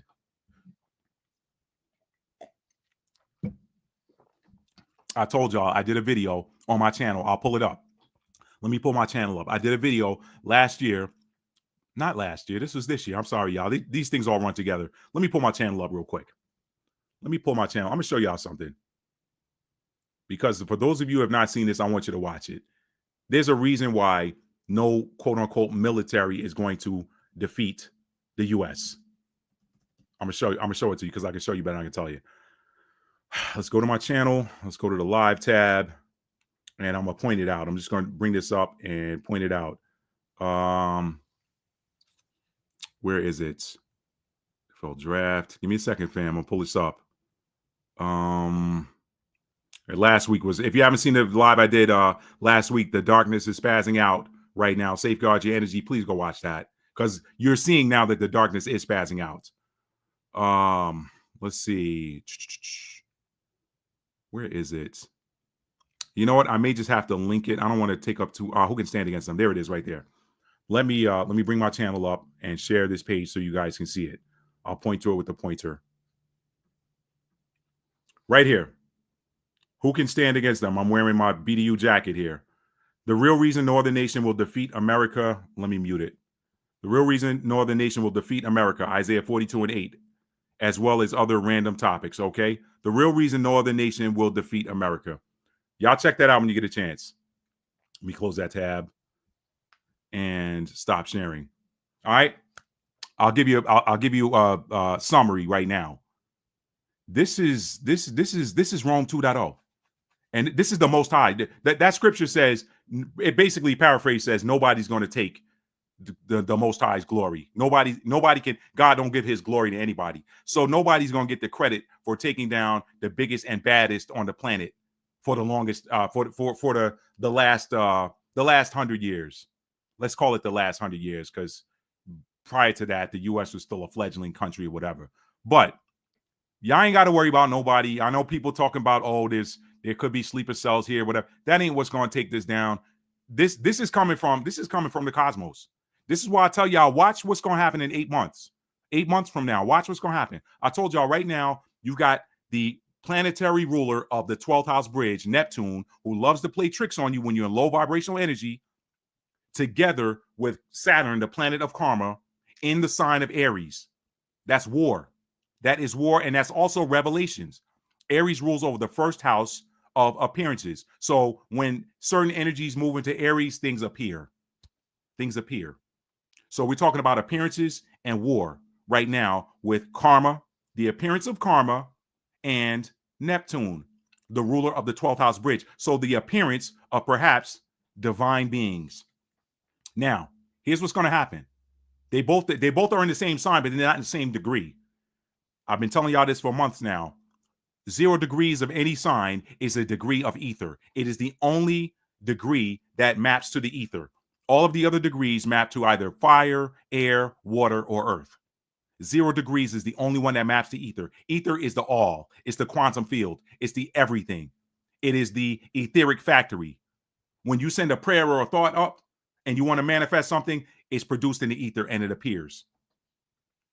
The ether is the all. The ether is God, source energy. So when you get the planetary ruler of the 12th house bridge, together with the planet of karma at that critical 0 degrees, which is going to happen next February, what you think is going to happen? What you think? Let me be proper English. What do you think is going to happen? It's coming, y'all. It's coming. 8 months. 8 months. 8 months. I haven't missed so far, y'all, with my predictions. I haven't missed. I told y'all with this being a 9-year, I told y'all last summer, this time, July of last year, I put a video out and I told you guys that in 2025, we were going to see mass population movements. You're seeing that now. Now, and speaking of Trump handcuffing himself to somebody in accordance with Proverbs 13 and 20, look at what happened. You got tourists over there that can't leave the country. You have tourists in the land of Israel right now that cannot leave the country. Why? Because Israel has locked it down. Now, some of y'all watching will say, well, I mean, it's not safe to fly right now. Well, you know what? They could also work a deal with Jordan to have non-Israeli, not just non-Israeli, anybody that wants to leave, they should be able to cross through Jordan and go catch a plane to wherever they want to go, right? Nah, Israel like, nah, y'all ain't going nowhere. Where did that happen? I gave y'all an earlier reference to 70 AD and the siege of Jerusalem. You know what else happened in 70 AD, the siege of Jerusalem? Go read Wars of the Jews by Flavius Josephus. Go read it. You know what happened? Or go read the ancient sieges of Jerusalem and Masada. That's another book I read. I've read it on Kindle. You know what happened? These crazy citizens, militarized people, because Judah didn't have a military then per se. They didn't have a proper military. They just had a bunch of thugs that was like, okay, we fighting. We fighting Romans and we fighting each other. These people, and at the time, keep in mind, everybody in Jerusalem was not a citizen of Judah. They had people that had come there to celebrate Passover. These people got trapped in Jerusalem because there were people inside that said, you're not leaving. Nobody leaves. If you leave, we're going to kill you. We're going to unalive you. That happened. Go read the history. Go read the history. Fast forward to today, that same thing is happening. I told y'all what's happening, man. When that land don't want you on her anymore, people start losing their mind. They start going crazy. Now you got this dude. He's not letting anybody leave, citizen or non-citizen. But guess what? The people with this right here, they always land on their feet, right? They're sneaking out on boats, yachts, private yachts, and private fishing boats, and they're paying, from what I've read and heard, upwards of $1,000 a head to sneak out of the country and sail to Cyprus so they can then board a plane and fly out of there. Everybody else is stuck. They're stuck. This is history repeating itself. So you have a people that have moved into a territory. And here's what's funny, y'all. Karma. I told y'all this is karma back, right? This is karma, Saturn in the sign of Aries. This is karma in the sign of Aries. Look at what's happening. If they were to ask, and I'm no fan of this guy either, but y'all know I like to do imitations over here, impersonations. So let me be very clear. No, listen, hold on a minute. Hold on. I'm going to be very clear with you. Okay. Now, when I was in the White House, I didn't have this problem. I didn't. I gave him a lot of money to keep these problems down, and I was criticized for it. But let's fast forward. Let's fast forward to where we are right now. There's an old saying that says, you lose it the same way you got it. And it looks like 1948 state took that land by force, and now they're losing it the same way they got it. If y'all know who I was impersonating, put it in the chat. But yo, that's real talk. That's real talk. You moved in there. You had a bunch of, you took people, you forced people out of their homes. You unalived a bunch of people, forced people into shelters, forced people into tent cities. And now what's happening? You got people living in underground parking garages in tents. Same thing that their predecessors did to the previous inhabitants 77 years ago, that they split like this and put half in the Gaza Strip and half in West Bank. And now it's back around. Y'all, you can't make this stuff up. This is karma coming back around. You get it, you lose it the same way you got it. So I don't know what's going to happen. Obviously, Iran dropped some more ordnance on Israel right after that bombing run by the U.S., and it doesn't look like it's going to slow down anytime soon. So, and they look like they're just hitting targets at will. So here, the Donald Trump has put us in a worse, not us, because I ain't in this, right? I ain't in this. What do I tell y'all all the time? I don't know who's watching me. I don't care. Let me tell it the way I tell it. Okay. There is, you know what? Let me pull up the scripture. Let me tell y'all what's gonna happen and then get off of here. Let me tell y'all what's coming. I told y'all what's coming next February. You can watch it. You can look for it. But let me show y'all what's going on here, and then y'all you can understand something. You understand? I want y'all to understand something. Before, let me just pop it here. I'm gonna. You know what? Let me take this off the screen for a minute. Anytime there is destruction, divine or divinely orchestrated, I'm gonna call that divinely orchestrated, universally orchestrated destruction coming to a land, the Most High always moves the chosen ones out of harm's way. It has always happened. It has always happened. Look at Noah and the flood. Okay? Look at the plagues of Egypt. Look at what happened to Egypt after the Israelites left. Did they ever come into being a world power again? They were one of the most dominant powers in the region. Did they ever return to being a dominant world power again? No. When the Most High break your back, he break your back for good. But he always moves the righteous out of the area. When ancient Babylon fell with Nebuchadnezzar in there, what happened? Hey, y'all go back home. Y'all go back home. Go back. The Assyrians, y'all go back home. Y'all go back home. Every time destruction comes to a land, he moves the chosen ones out. They get out of there. There was a lot of chosen ones that managed to escape the land of Judah back in the day before the Romans destroyed it. Why? Because the Messiah gave them the instruction ahead of time with the prophecy. I'm going to come back to Jeremiah 16. Let me go here. Right there. He said, and when you shall see Jerusalem compassed with armies, then know that the desolation thereof is nigh. Then let them which are in Judea flee to the mountains, and let them which are in the midst of it depart out, and let not them that are in the countries enter thereinto. So basically, if you outside of there, don't go in there. And if you're in there, get out of there. For these be the days of vengeance, that all things which are written may be fulfilled. Okay, that happened. That happened. The righteous are always spared. That's why I ain't worried. That's why I tell you, keep your vibrations high, do unto others as you would have them do unto you. How many nuclear facilities do we have around here? Does nobody hits our stuff. Why are we hitting somebody else that didn't provoke us? Did Iran do anything to the United States? No, they did not. But Trump was caught between a rock and a hard place. If he didn't do something, them people that put him in office, they were going to be like, hey, look, we might have to come see you. A la JFK. Wink, wink. What you going to do, Donald? Donald probably said, hey, I like my chances, giving them what they want, and then coming after that and saying, okay, we've made our point. We want peace now. Iran, like, the hell you want peace? you just dropped bunker busters on our country. You want peace? BB laughing.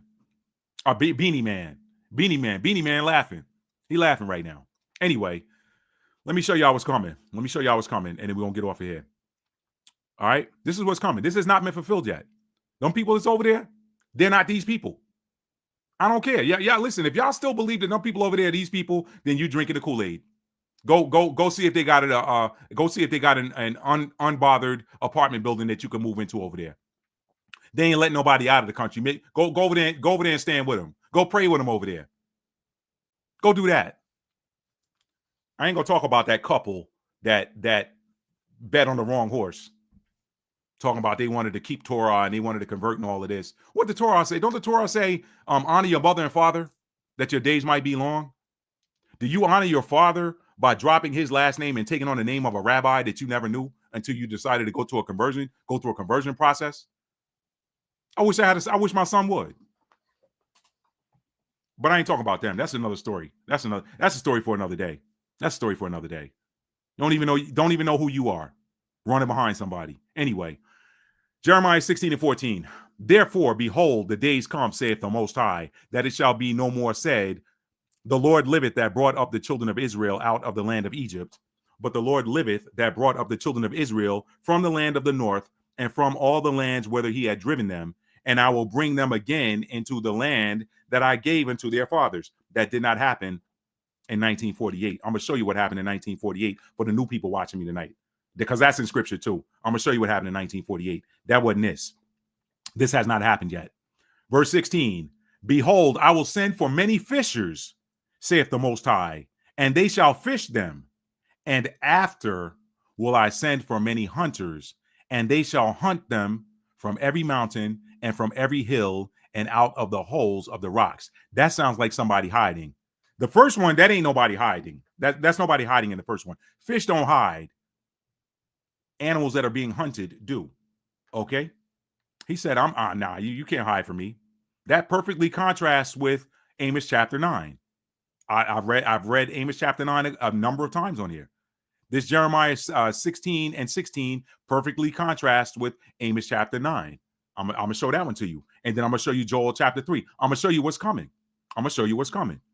He said, for mine eyes are upon all their ways. They are not hid from my face. Neither is their iniquity hid from mine eyes. And first I will recompense their iniquity and their sin double, because they have defiled my land. They have filled mine inheritance with the carcasses of their detestable and abominable things. You in the so-called Holy Land, but you doing the most unholy things ever recorded in history. And you got the nerve to blame, you got the nerve to call you got the nerve to be the pot calling the kettle black with regards to somebody who wore a certain symbol that ran a war from 1939 to 1945. You got a lot of nerve. And you doing the same thing to the people that live on the same soil with you. You got a lot of nerve. This part's coming. Oh Lord, my strength, verse 19. Oh Lord, my strength and my fortress and my refuge. Period. They didn't write this right. I'm a writer, I know. Oh Lord, my strength and my fortress and my refuge. In the day of affliction, the Gentiles shall come unto thee from the ends of the earth and shall say, surely our fathers have inherited lies, vanity, and things wherein there is no profit. Lies. We're taking this land because this is the land of our forefathers. Really? You're not. Let me stop. You ain't built for that land. You're not built for it. Y'all know what I'm talking about. And here's the sad part with all of that daily missile strikes from Iran. You know, y'all know we're not in the hottest part of the summer yet, right? What's going to happen when that AC is out over there? What's going to happen when that AC is out and you got to deal with that sun? Y'all see how karma paid? You see how karma comes back around? Karma only giving you what you're owed. If you're owed riches because of righteous works, you're gonna get them. You cannot outrun your blessing, and you cannot outrun your curses. And speaking of curses, I'm gonna pause here. Let me finish this up real quick. Therefore, behold, I will this once cause them to know. I will cause them to know my hand and my might. That's coming across that 12th house bridge in 0 degrees. That's coming across that 12th house bridge in the sign of Aries, my hand and my might. That's Aries. And they shall know what my name is. And it ain't the Lord, and it ain't Hashem. All right? Now, let's deal with this other thing. Because I watched, I'm just going to go straight to the scripture. I'm not going to drop this. I was watching Tucker Carlson, a little bit of his interview with Ted Cruz. And Ted Cruz he's grilling Ted Cruz because Ted Cruz is supposed to be a Bible thumper. And he's grilling him about, because Ted Cruz says, Tucker's like, well, why do you support Israel? Why do you support them? Why do you support Israel so blindly? Like, why are you so loyal to Israel? Here's Ted Cruz. Well, because God said if we bless Israel, we have a biblical commandment to bless Israel. If we bless Israel, he's going to bless us. You know where that comes from? That comes from Genesis, the 12th chapter. I've said this before. I'm going to say it again because I don't know why this is so pervasive in the Christian and evangelical community. But this scripture is so misrepresented.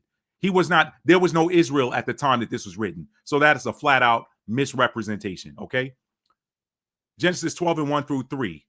Now the Lord said, I'm just going to read it the way it's written. Now the Lord had said unto Abram, get thee out of thy country and from thy kindred and from thy father's house unto a land that I will show thee, and I will make of thee a great nation. He's talking to Abraham. He wasn't even Abraham then, it was Abram. He's talking to him. And I will make you a great nation. When? Once you get up out of your homeland and out of your father's house and get away from your kin. I can't bless you the way I want to bless you around them. Why? Because they're too low vibrational and your heart is so big. You still trying to take care of them. It's a bunch of y'all watching me right now that are in that same energy. You got a bunch of low vibrational people around you that are part of your family, and you just, they get on your nerves, but you like, well, that's my family. I got to take care of them. He saw this. He saw something for Abraham. But what he saw for Abraham wasn't random. It was already written. I told y'all, everything that you go through in this life is written in the heavens. Now, how you choose to play it is up to you, because we're free will beings.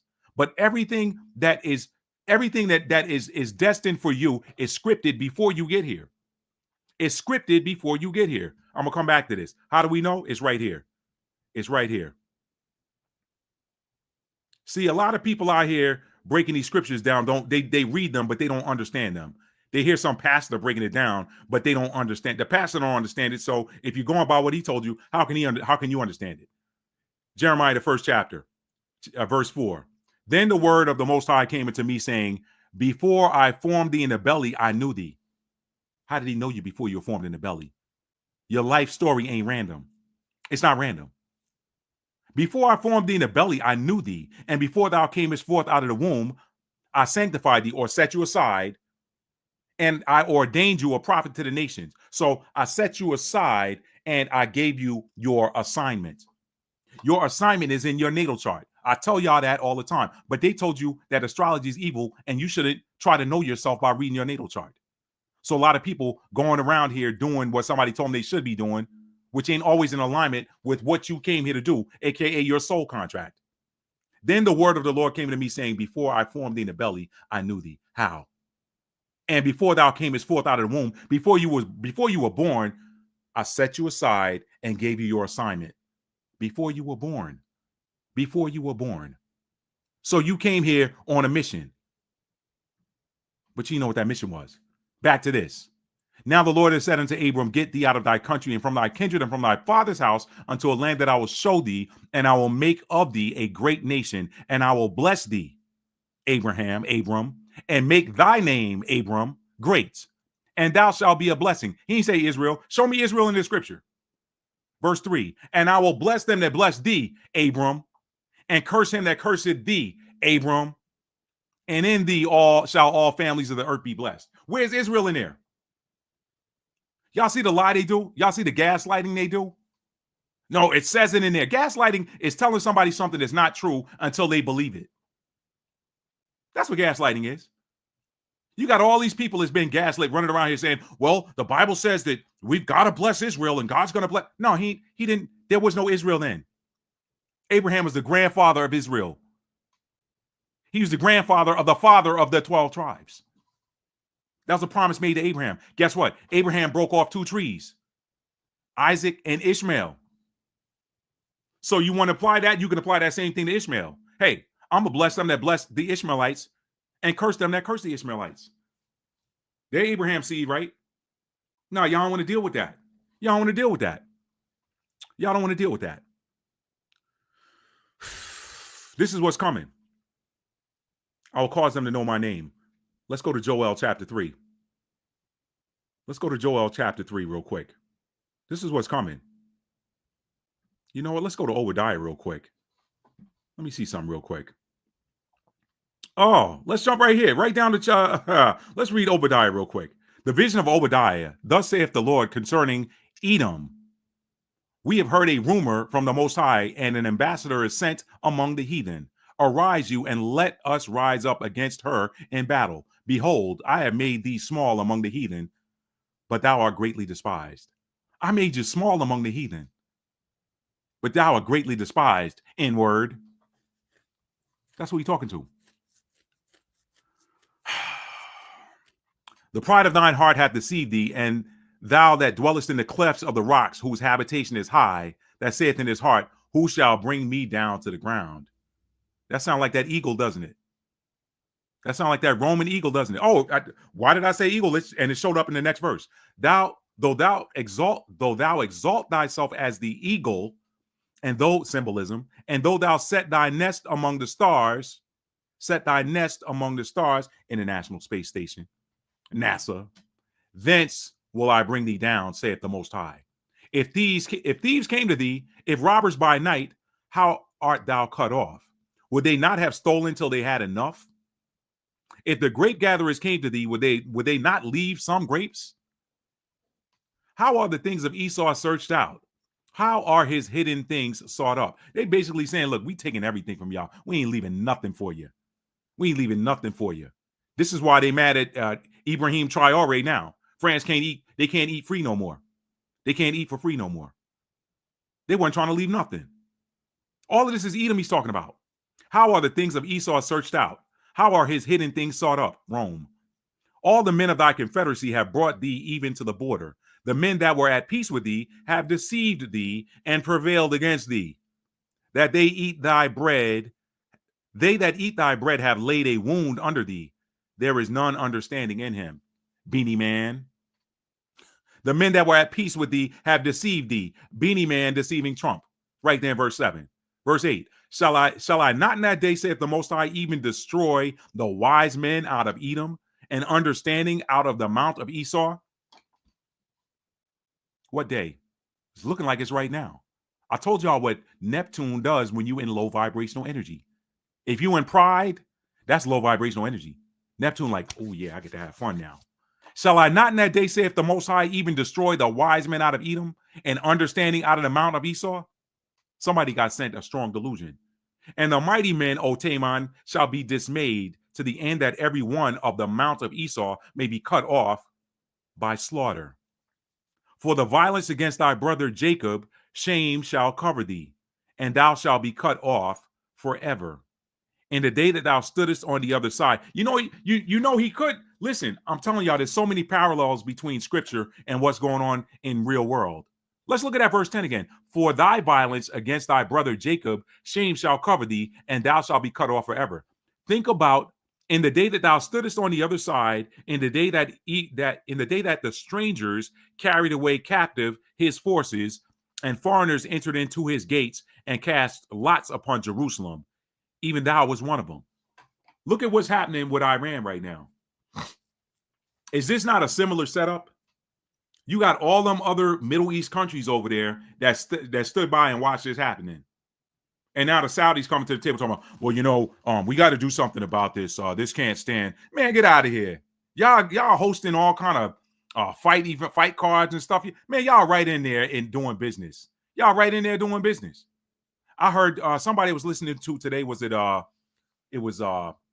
a great podcast I like to listen to. The guy's name is Nima Akershud or something like that. His channel is called Dialogue Works. Y'all check that out. It's called Dialogue Works. I'm gonna put that in the chat.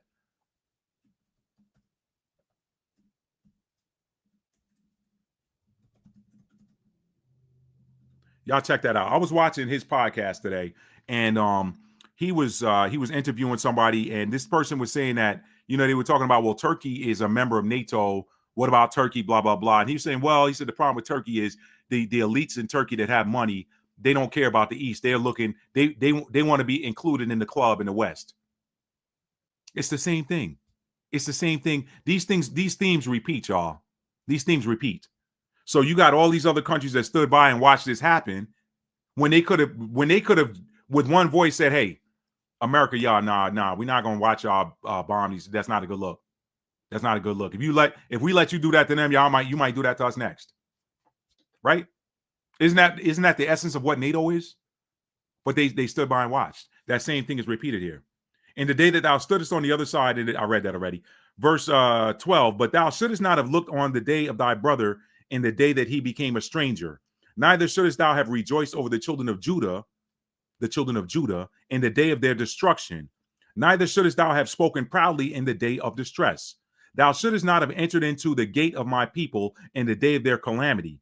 Yea, thou shouldest not have looked on their affliction in the day of their calamity, nor have laid hands on their stuff, their substance, their land, their artifacts, their stuff in the day of their calamity. Neither shouldest thou have stood in the crossway to cut off those of his that did escape. See how karma comes back now? They stood in the crossway to cut off the people of Judah that were trying to escape the Romans. They're like, nah, y'all ain't going nowhere. Now what's happening? Karma. Beanie Man telling his own people and foreign tourists, y'all ain't going nowhere.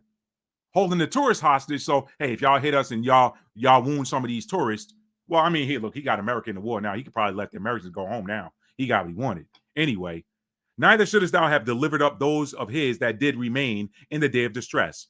For the day of the Lord is near upon all the heathen.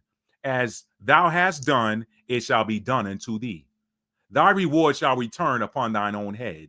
For as you have drunk upon my holy mountain, so shall all the heathen drink continually. Yea, they shall drink and they shall swallow down, and they shall be as though they had not been. But upon Mount Zion shall be deliverance, and there shall be holiness, and the house of Jacob shall possess their possessions. And the house of Jacob shall be a fire, and the house of Joseph a flame, and the house of Esau for stubble. And they shall kindle in them and devour them, and there shall not be any remaining of the house of Esau, for the Most High have spoken it. There shall not be any remaining of the house of Esau. Look for it, it's coming. February is 8 months away. February is 8 months away. And they of the south shall possess the mount of Esau, and they of the plain the Philistines, and they shall possess the fields of Ephraim and the fields of Sumeria. And Benjamin shall possess Gilead, and the captivity of this host of the children of Israel shall possess that of the Canaanites, even unto Zarephath. And the captivity of Jerusalem, which is in Sepharad, that is Spain, ancient Spain, shall possess the cities of the south. And Savior shall come up on Mount Zion to judge the mount of Esau, and the kingdom shall be the Lord's. Now, I told y'all right here that in 16 and 16, that has not happened yet, so therefore it does not apply to 1948 state. Let me now show y'all what does apply to 1948 state, because I know I got some new people watching. The story is right here in these scriptures. What's written is going to happen. The story's right here in these scriptures, right here. Malachi chapter 1. This is 1948 state. This is the prophecy concerning 1948 state. The burden of the word of the Most High to Israel by Malachi. I have loved you, saith the Lord. Yet you say, wherein have you loved us? Was not Esau Jacob's brother, saith the Lord? Yet I loved Jacob. And I hated Esau, and laid his mountains and his heritage waste for the dragons of the wilderness. Here's the kicker. Whereas Edom, Rome, Khazaria, let's call it what it is, y'all. It ain't no more time for play. Let's take the masks off, y'all, and be real. Let's be real for once. That's the only way healing is going to come on the planet. The only way healing is going to come on the planet is for everybody to get real with themselves and then get real with their neighbor. You can't get real with your neighbor when you faking looking in the mirror. Oh, let me say that again. You can't get real with your neighbor when you faking and lying to the person in the mirror. You can't get real with your neighbor when you faking with the person in the mirror. Let's get real. Let's stop playing. Y'all know y'all not from there. I'd have more respect for you. Not that my opinion matters, but I'd have more respect for y'all if in 1948 y'all said, you know what? We're the offspring of the Romans. Our elders, our forefathers took this land by force. We're coming back to continue their work. We're taking it back. We lost it to the Ottoman Turks. We're coming to take it back. I'd have had more respect. Y'all have been like, damn, them some big balls right there. Yeah. Verse 4. Whereas Edom saith, we are impoverished. 1945, 1946, 1947. We're impoverished, but we will return and build the desolate places. Thus saith the Lord of hosts, they shall build, but I will throw down, and they shall call them the border of wickedness. The border of wickedness. The border of wickedness. They shall build. Haven't they been building consistently since 1948? Inching more, let's go, let's settle. Call them a settler, they ready to fight. These are our lands. Our fathers ruled these lands. Call them a settler, they ready to fight. Call them a colonizer, they ready to fight. When they run in the same playbook that the Europeans ran on this land. These Americas, aka some call Turtle Island. They run in the same playbook. Let's inch over, inch over, inch over. Manifest destiny. It's our destiny to touch the Pacific Ocean. It's our destiny to own all the land between the Atlantic and the Pacific. Over here across the way, it's our destiny to own all the land between the Mediterranean and the Persian Gulf. It's just a nouveau version of manifest destiny. Whereas Edom saith, we are impoverished, but we will return and build the desolate places.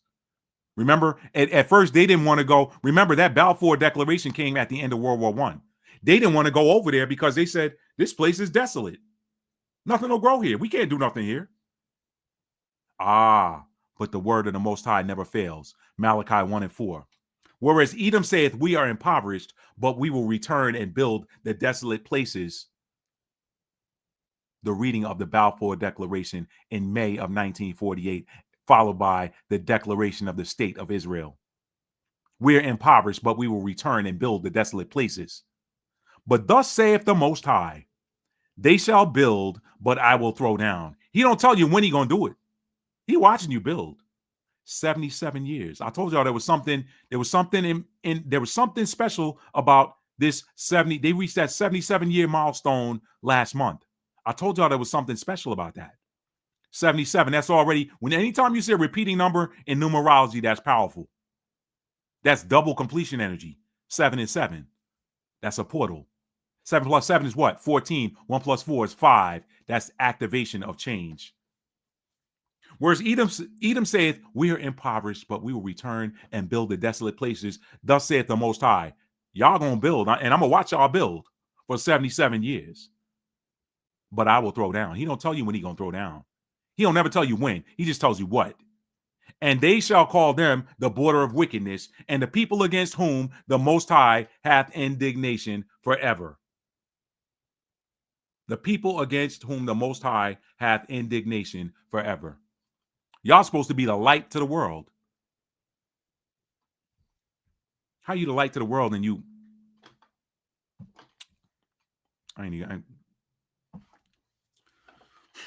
One more reference. Joel chapter 3. Here's what's coming. Joel chapter 3. One more reference. And then I'm going to read some comments. We're going to get out of here. Donald Trump, he bet on the wrong horse. But he was caught between a rock and a hard place. And again, from a high level perspective, he had to do what he did because this prophecy has got to be activated. So he's just the activation of the prophecy. Y'all can get mad at Trump, but he's just the activation of the prophecy. Y'all keep dropping them bunker busters. You will mess around and trigger the right magnitude to set off another chain reaction of earthquakes that's going to trigger another volcanic eruption somewhere that you don't want one. Keep playing.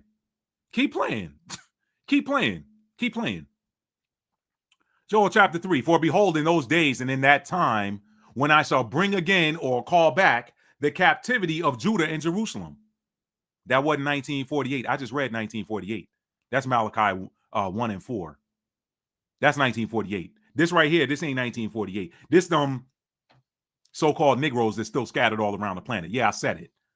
For behold, in those days and in that time, when I shall bring again the captivity of Judah and Jerusalem, I will also gather all nations. He didn't say some of them. Sound like Iran debate. It sounds like Iran is debate. Or Beanie Man, I don't know. I will gather all nations and will bring them down into the valley of Jehoshaphat and will plead with them there for my people and for my heritage Israel. Now, do you think he's pleading like, come on, man, why y'all hurting my people? No. Pleading, drop that P and rearrange those letters. Deal. And I will deal with them there for my people and for my heritage Israel, whom they have scattered among the nations and parted my land. And they have cast lots for my people and have given a boy for a harlot and sold a girl for wine that they might drink. Y'all ever read that? Y'all ever heard some of the excerpts of the Talmud and what is authorized as long as it ain't to another quote unquote Jewish person's child? But you got them cats that wanted to go move over there and brag on their rabbi and how they're reading the Mishnah and the Talmud. And do you know what you're reading, bro? Y'all might still have time to repent. I don't know, man. I don't know. Y'all might still have it. I don't know. Y'all betting the wrong horse, man. Y'all bet on the wrong horse.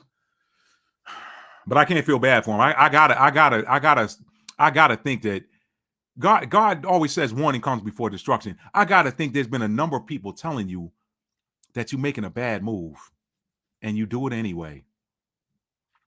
Sometimes people got to learn from themselves. Everybody got something different in their soul contract. Who knows? Anyway, and they have cast lots for my people and have given a boy for a harlot and sold a girl for wine that they might drink. Yea, and what do I have to do? What do you have to do with me, O Tyre and Zidon, and all the coast of Palestine? Will you pay me back? That's what render a recompense means. Will you pay me back? If you try to pay me back, swiftly and speedily will I return your recompense upon your own head. Proverbs 26 and 27. Whoso diggeth a pit shall fall therein. Somebody just dug a pit with that darn baiting these people into this current so-called war. Somebody dug a pit and now they fell in it.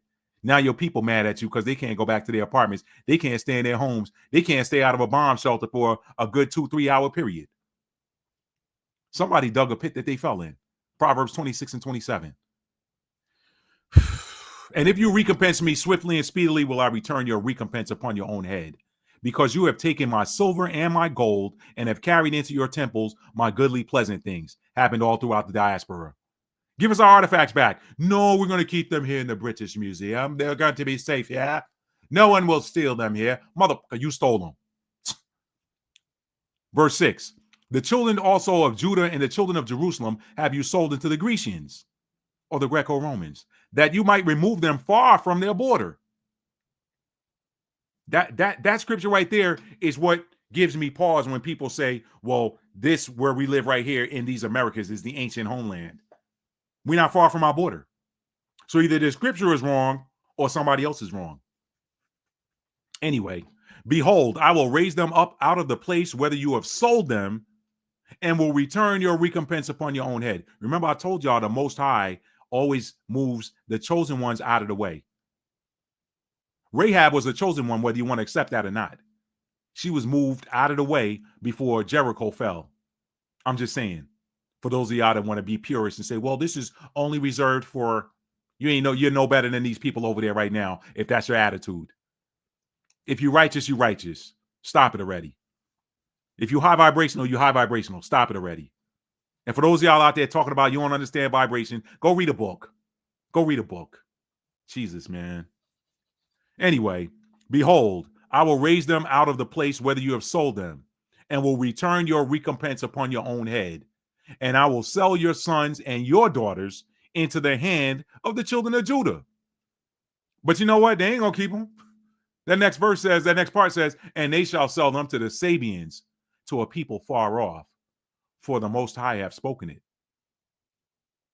The same thing you do to somebody got to get done to you. Why do you think the Messiah taught that spiritual principle, do unto others as you would have them do unto you? Why? Because the same thing you do unto others is going to get done unto you. That's why. I will sell your sons and your daughters into the hand of the children of Judah, and they shall sell them to the Sabians. And the Sabians waiting on them. They're like, oh yeah, we got a plan for them. A people afar off, for the Most High have spoken it. Proclaim ye this among the Gentiles. Prepare war. For those of y'all that say war ain't good for nothing, prepare war. Wake up the mighty men. Let all the men of war draw near. Let them come up. But here's what's going to happen. He says, beat your plowshares into swords and your pruning hooks into spears. He said, get everything you can to try to fight me. Let the weak say, I'm strong. Assemble yourselves and come, all ye heathen, and gather yourselves together round about. There cause the mighty ones to come down, O Lord. Let the heathen be awakened and come up to the valley of Jehoshaphat, for there will I sit to judge all the heathen round about. How's he going to get here? I don't know. People keep saying they're seeing two suns now. People keep saying that one of these two suns that they're seeing is the planet Nibiru. What is Nibiru? Is Nibiru that ancient vessel that carries the builders of this realm that we see? For all these people out here arguing, we built the pyramids, we built the pyramids. Man, them things were built off-site and placed here. They were built off-site and placed here. If the knowledge of how to build them were here, it would be pretty easy to recreate that, right? Unless, of course, that knowledge is hidden. Let the heathen be awakened and come up to the valley of Jehoshaphat, for there will I sit to judge all the heathen round about. Put ye in the sickle, for the harvest is ripe. Come, get you down, for the press is full, the fats overflow, for their wickedness is great. Multitudes, multitudes in the valley of decision, for the day of the Most High is near in the valley of decision. The sun and the moon shall be darkened, and the stars shall withdraw their shining. The Lord also shall roar out of Zion and utter his voice. That sounds like the firmament parting to me. The stars shall withdraw their shining. When you've seen those ancient diagrams, you know that those bodies that we see sit inside of the firmament. It's a giant clock. Go read the book of Enoch. It's a giant clock. Okay. The Lord also shall roar out of Zion and utter his voice from Jerusalem, and the heavens and the earth shall shake, but the Lord will be the hope of his people and the strength of the children of Israel. So shall you know that I am your power, dwelling in Zion, my holy mountain. Then shall Jerusalem be holy, as in clean and set apart again, and reserved and sanctified, as in not in a churchy standpoint, but this is now again set aside and consecrated for whom I consecrated it for in the beginning anyway. Then shall Jerusalem be holy, and there shall no strangers pass through her anymore. Strangers. Look up strangers in the concordance. You know what it's going to say? Foreigners, immigrants. So somebody's days are numbered over there. Y'all see in the beginning. This is just the beginning. Them folks ain't gonna be able to go back home, man. They're not gonna be able to go back home. Verse 18, and it shall come to pass in that day that the mountains shall drop new wine, and the hills shall flow with milk, and all the rivers of Judah shall flow with waters, and a fountain shall come forth of the house of the Most High, and shall water the valley of Shittim. Egypt shall be a desolation, and Edom shall be a desolate wilderness. What if Edom is over here? What if Edom is different areas of Europe? Where is Edom? We're gonna find out. This ain't the time to argue over where. That don't even matter. Just make sure you ain't in Edom. For the violence against the children of Judah, because they have shed innocent blood in their land, wherever they are. They shed innocent blood over here. Iran can't have a nuke. You know what? That sounds like Tulsa 1921. I'm just going to call a spade, y'all. Who do those people think they are? They can't have their own private banks and stuff. Hey, let's drum up a reason to drop bombs on them and burn Black Wall Street. The Greenwood section of Tulsa, Oklahoma. Who do they think they are? They can't have that. We can't have them having their own money and their own sustenance and not needing us. Told y'all, man, be the same people with the same playbooks playing in different places. Why can't? Why not? I know that hurt. That sting right now. But this is where we are. This is where we are. Don't get mad at me. Get mad at this word. In the beginning was the word, and the word was with God, and the word was God. For the word of God is sharper than any two-edged sword. Don't get mad at me. Get mad at the sword. This word is the real sword. It cut down, make you feel guilty, don't it? For violence against the children of Judah, because they have shed innocent blood in their land. But Judah shall dwell forever, and Jerusalem from generation to generation. For I will cleanse their blood that I have not cleansed, for the Most High dwelleth in Zion.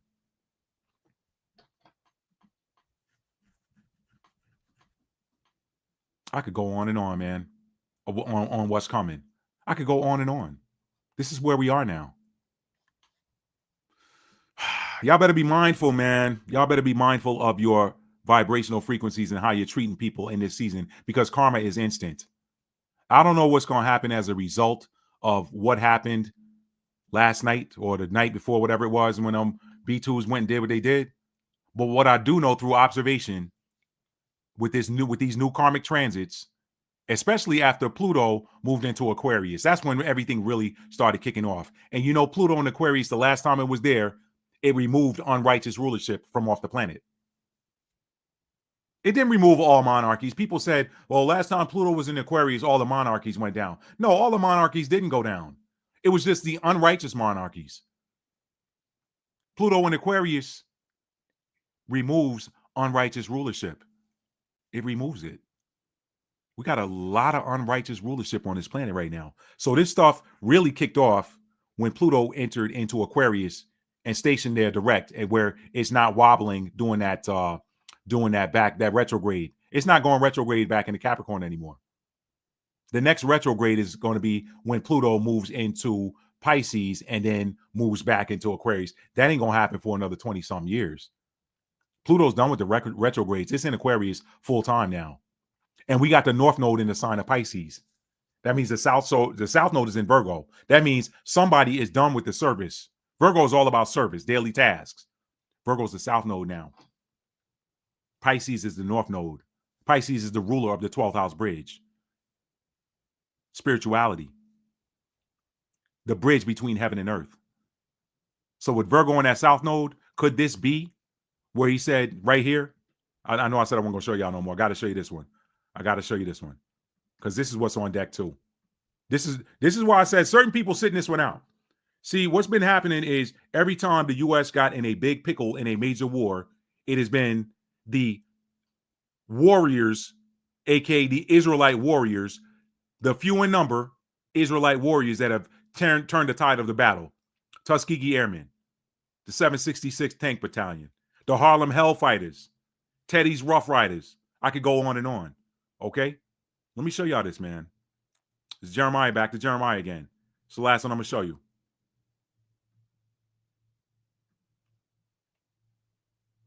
This is what's coming. And these are the words that the Lord spoke concerning Israel and concerning Judah. For thus saith the Most High, we have heard a voice of trembling, of fear and not of peace. Ask you now and see whether a man doth travail with a child. Is a man in labor? Well, then why do I see every man with his hands on his loins as a woman in labor, travail? And all faces are turned into paleness. Somebody gonna see something that's gonna scare the you-know-what out of them. Alas, for that day is great, so that none is like it. It is even the time of Jacob's trouble, but he shall be saved out of it. I told y'all, he always moves the chosen ones out of the way before the proverbial ish hits the fan. Verse 8 is the kicker. For it shall come to pass in that day, saith the Most High, that I will break his yoke from off thy neck and will burst thy bonds, and strangers, I just told y'all who strangers were, strangers shall no more serve themselves of him. What strangers have been serving themselves of the people that are from 1948 state? Y'all tell me. Maybe I'm missing it. Maybe I'm missing it. What strangers have been serving themselves of them, or has it been the other way around?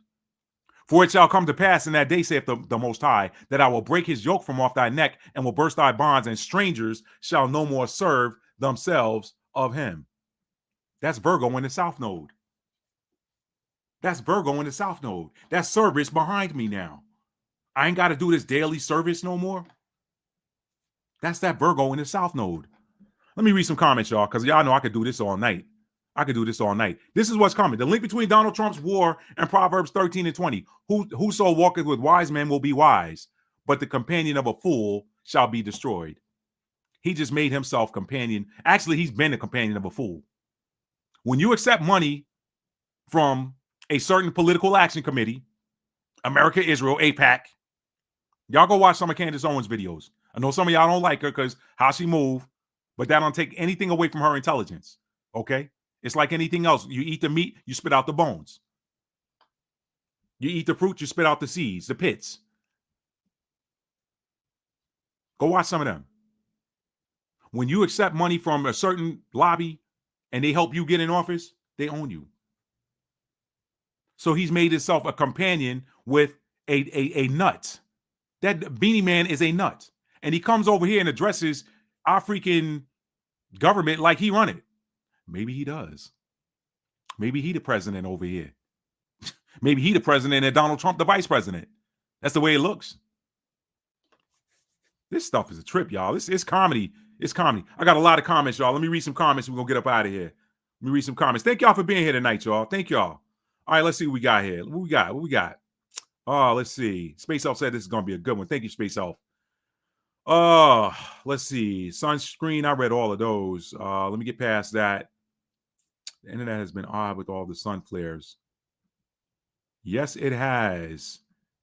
And she said, pure coconut water is nature's. I love it. I used to hate it, but I love it now, Lady Dagger Status. Thank you. Internet has been odd with all the sun flares. Freezing. Yeah, it has been freezing. Sorry, y'all. Sorry about that. Yeah, they were messing with the internet. Let me skip down. Did he freeze? They hating Bella my comedy. Yep. Let me get that off of there. All right, y'all. Let me see. Trying to block the truth. Yes, they were. But y'all know me, man. I'm a Capricorn. That's the sign of persistence. Wherever you got Capricorn in your chart, that is the area of your life where you're going to persist. And if you feel like quitting, go look at your chart and say, you know what? I'm built to last. I'm built to last in this area of my life. Let me keep going. I told y'all, man, know your chart, man. When you know your chart, you know how your equipment works. And your equipment works differently than somebody else's. You can't always do it the way somebody else does because you're wired differently. She said, what is meant to be said will be said today. Yo, y'all, do you know, thank you for saying that, Lady Dagger Status. Do you know how powerful your words are?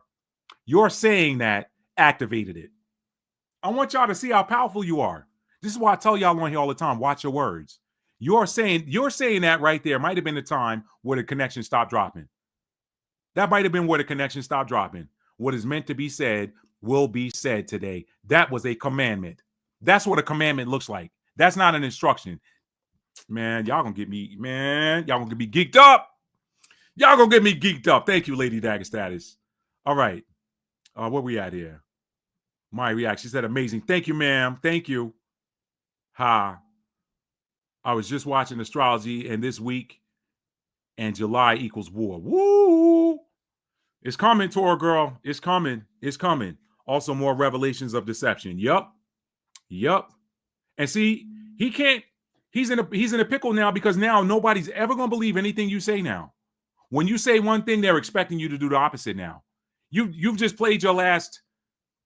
You just played your last lie card. You can't play that card no more. You put yourself dealing with somebody who persistently lies to the world. He who walks with a liar will be a liar. Proverbs 13:20. That's a variable. You can plug so many different things in there. Definitely a sign. That was the crow. That crow was on a mission. Yes, it was. He says, Annie, be shocked. That means I'm in shock. Wow. I'm late, but I'm glad I made it. Thank you, Nature Sounds, for relaxation, and thank you for being here. Lady Dagger Status said, gotcha. Oh, yeah. Okay. He said, I read about that. Yup. Toro Girl said, in the Wars of the Jews by Flavius Josephus, interpreted by many as the divine presence or angels departing, is described in Book 6, Chapter 5, Section. That's okay. I'll go there. Thank you. You know what? Let me see if I can pull that up real quick. Hold up. Wars of the Jews by Flavius Josephus. I got that because I got that right here. Let me see if I can read that for y'all. Hang on. Book 6, Chapter 5. Man, I love me some Toro Girl. You do not play. Thank you, Toro Girl. Thank you so much. Let's see. Wars of the Jews. Move ahead. Let's get out of it. Okay, war. She said what? She said book 6. That's F5. Book 6, Chapter 5. All right, let's go back there. Book 6. Oh, let's see. Book 6, Chapter 5. Section. Let's see if we can't find it. I'll scan really quick with my eyes.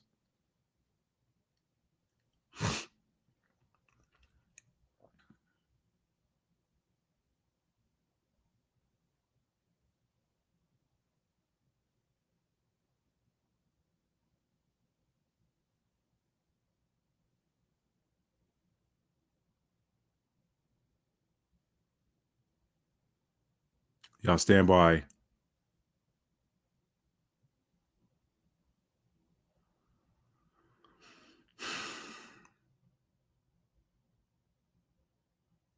Oh, let's see.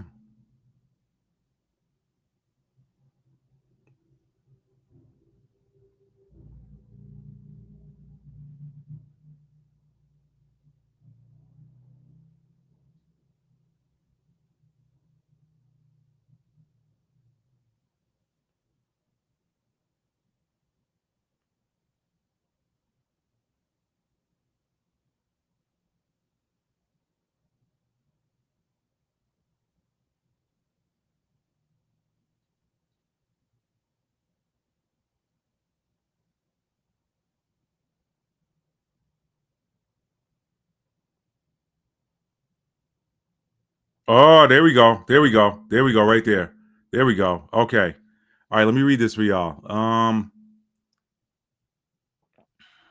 There it is, right there. Thank you, Tor Girl. It's in War chapter 6, book 6, chapter 5, section 3. Thus were the miserable people persuaded by these deceivers, and such as belied God himself, while they did not attend nor give credit to the signs that were so evident, and did so plainly foretell their future desolation.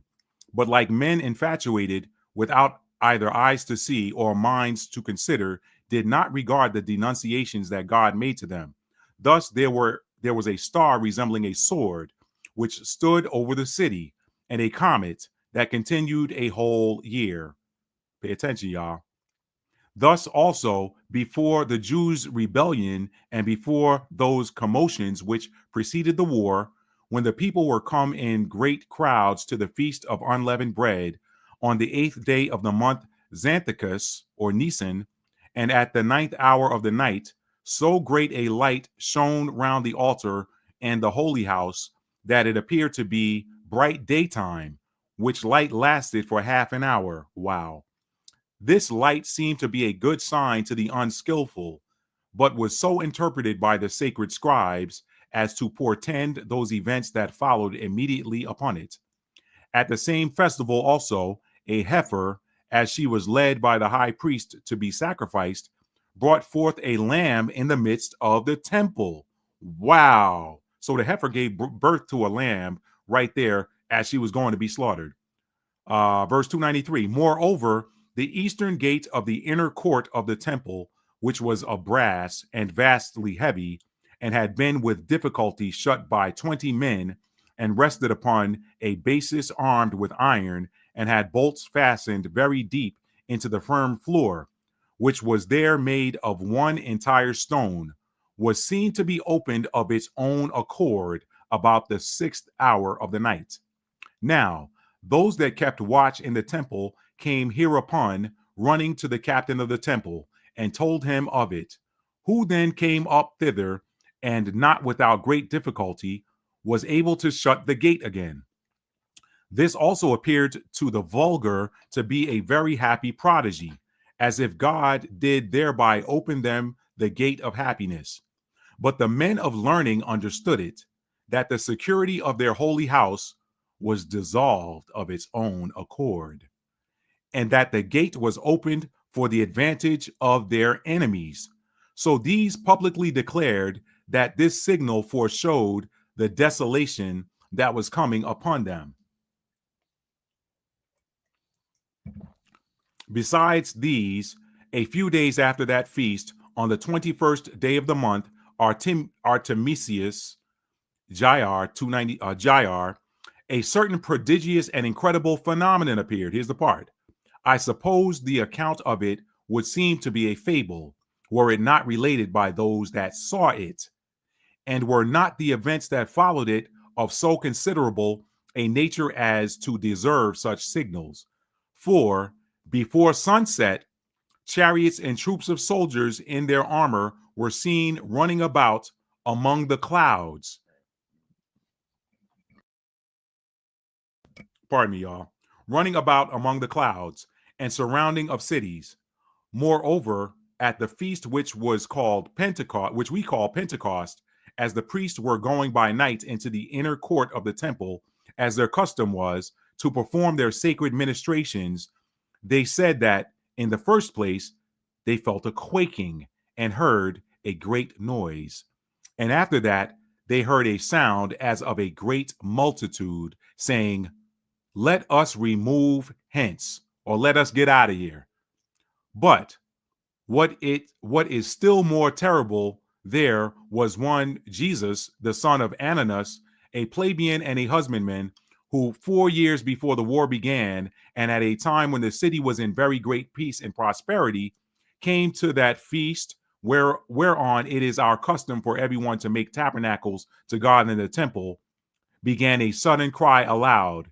A voice from the east, a voice from the west, a voice from the four winds, a voice against Jerusalem and the holy house, a voice against the bridegrooms and the brides, and a voice against this whole people. This was his cry, as he went about by day and by night, and in all the lanes of the city. All right. So that is where I'm going to stop.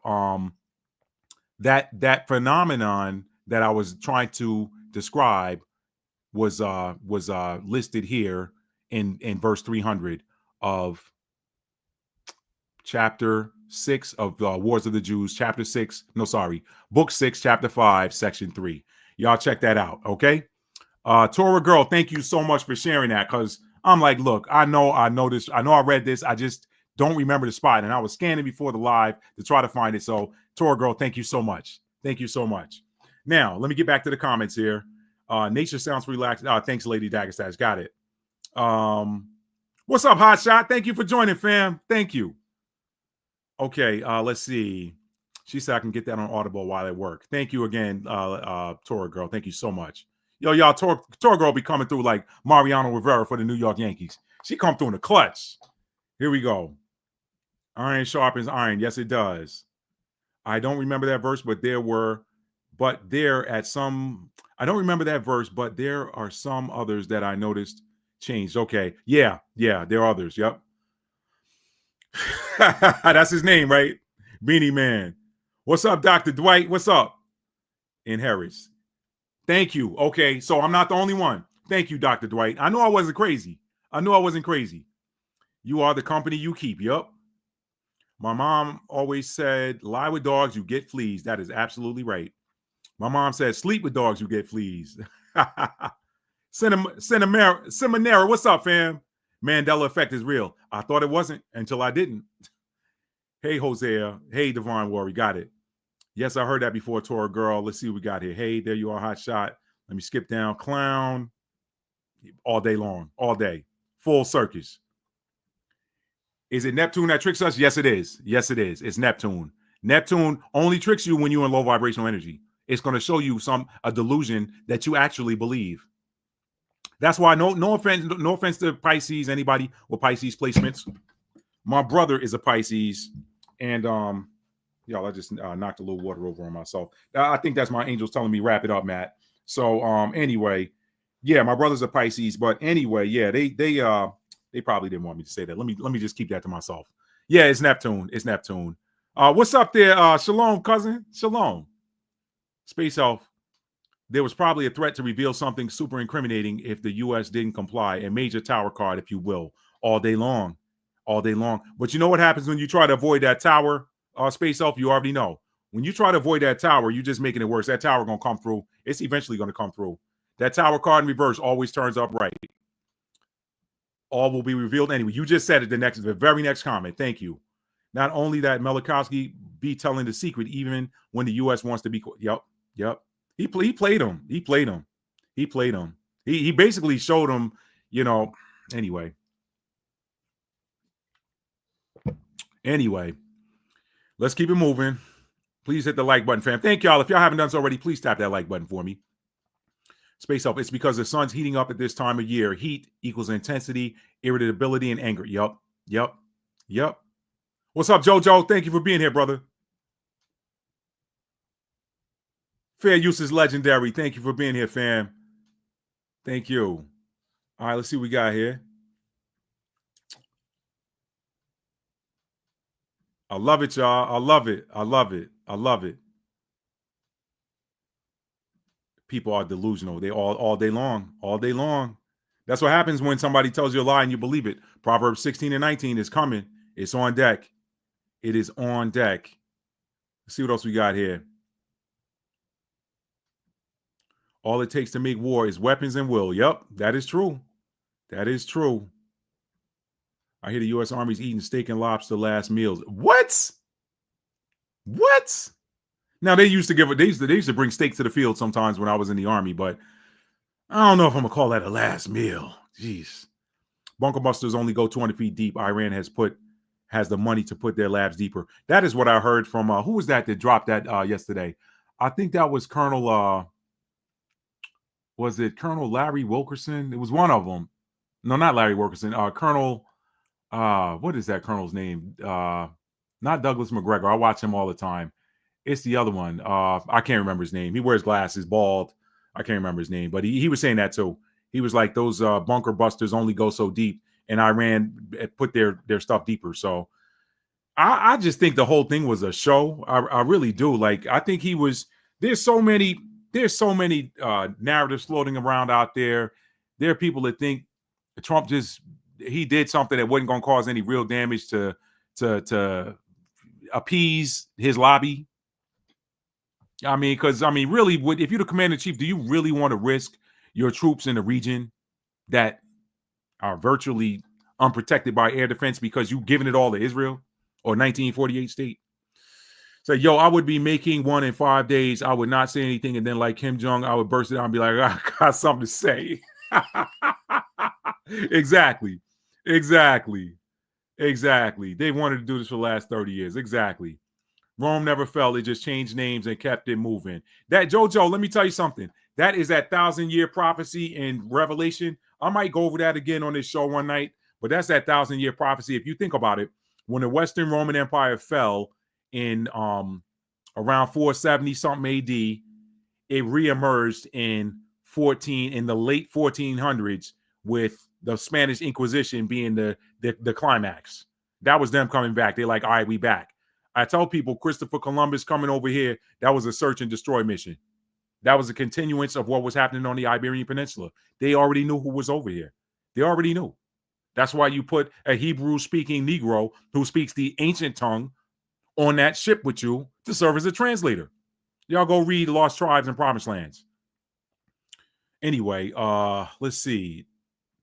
U.S. and 1948 states sound like two eagles in a fight to the death. Yep. How have you done a video on the natal charts of the U.S. and 1948 state? I didn't do the U.S., but I did do 1948 state. It's in one of my lives. I'll have to go back and I'll probably add it in the comments. It was a live that I broke it down. I was looking at the natal chart of 1948 state and talking about because I did one for the new Catholic Church under this new Pope. And then I also did one for 1948 state. I'm going to have to find that, and I'll probably put it in a comment under this video when it's over. Thank you for asking, Space Elf. And Tor Girl answered that. Thank you. Yeah, she knew what I was doing. That's pretty funny. She knew. Yeah, they need body for a state. Yep. They need bodies for a state. Yep. That is true. They also need bodies to keep other bodies off of it. Y'all know my theory on the timing of this whole international Zionist movement. I don't think it's ironic that I don't think it's coincidence that it started not long after the end of the Civil War and the emancipation of Jacob. Was there a fear that they were going to go back to where they knew home was? So you had to do like the ancient Romans and start putting bodies in that place from around the Roman Empire. Go look at the history of Rome and what they did in ancient Judea before they changed, or around the time that they changed the name from the Judean province to Syria, Palestina, and then eventually just Palestine. Go look at what they did. They got tired of those originals coming back, so they said, look, we got to fill this place with the people that we want here. This stuff is just repetition of history, y'all. That's all. Oh, bummer. Exactly, Frank. Exactly.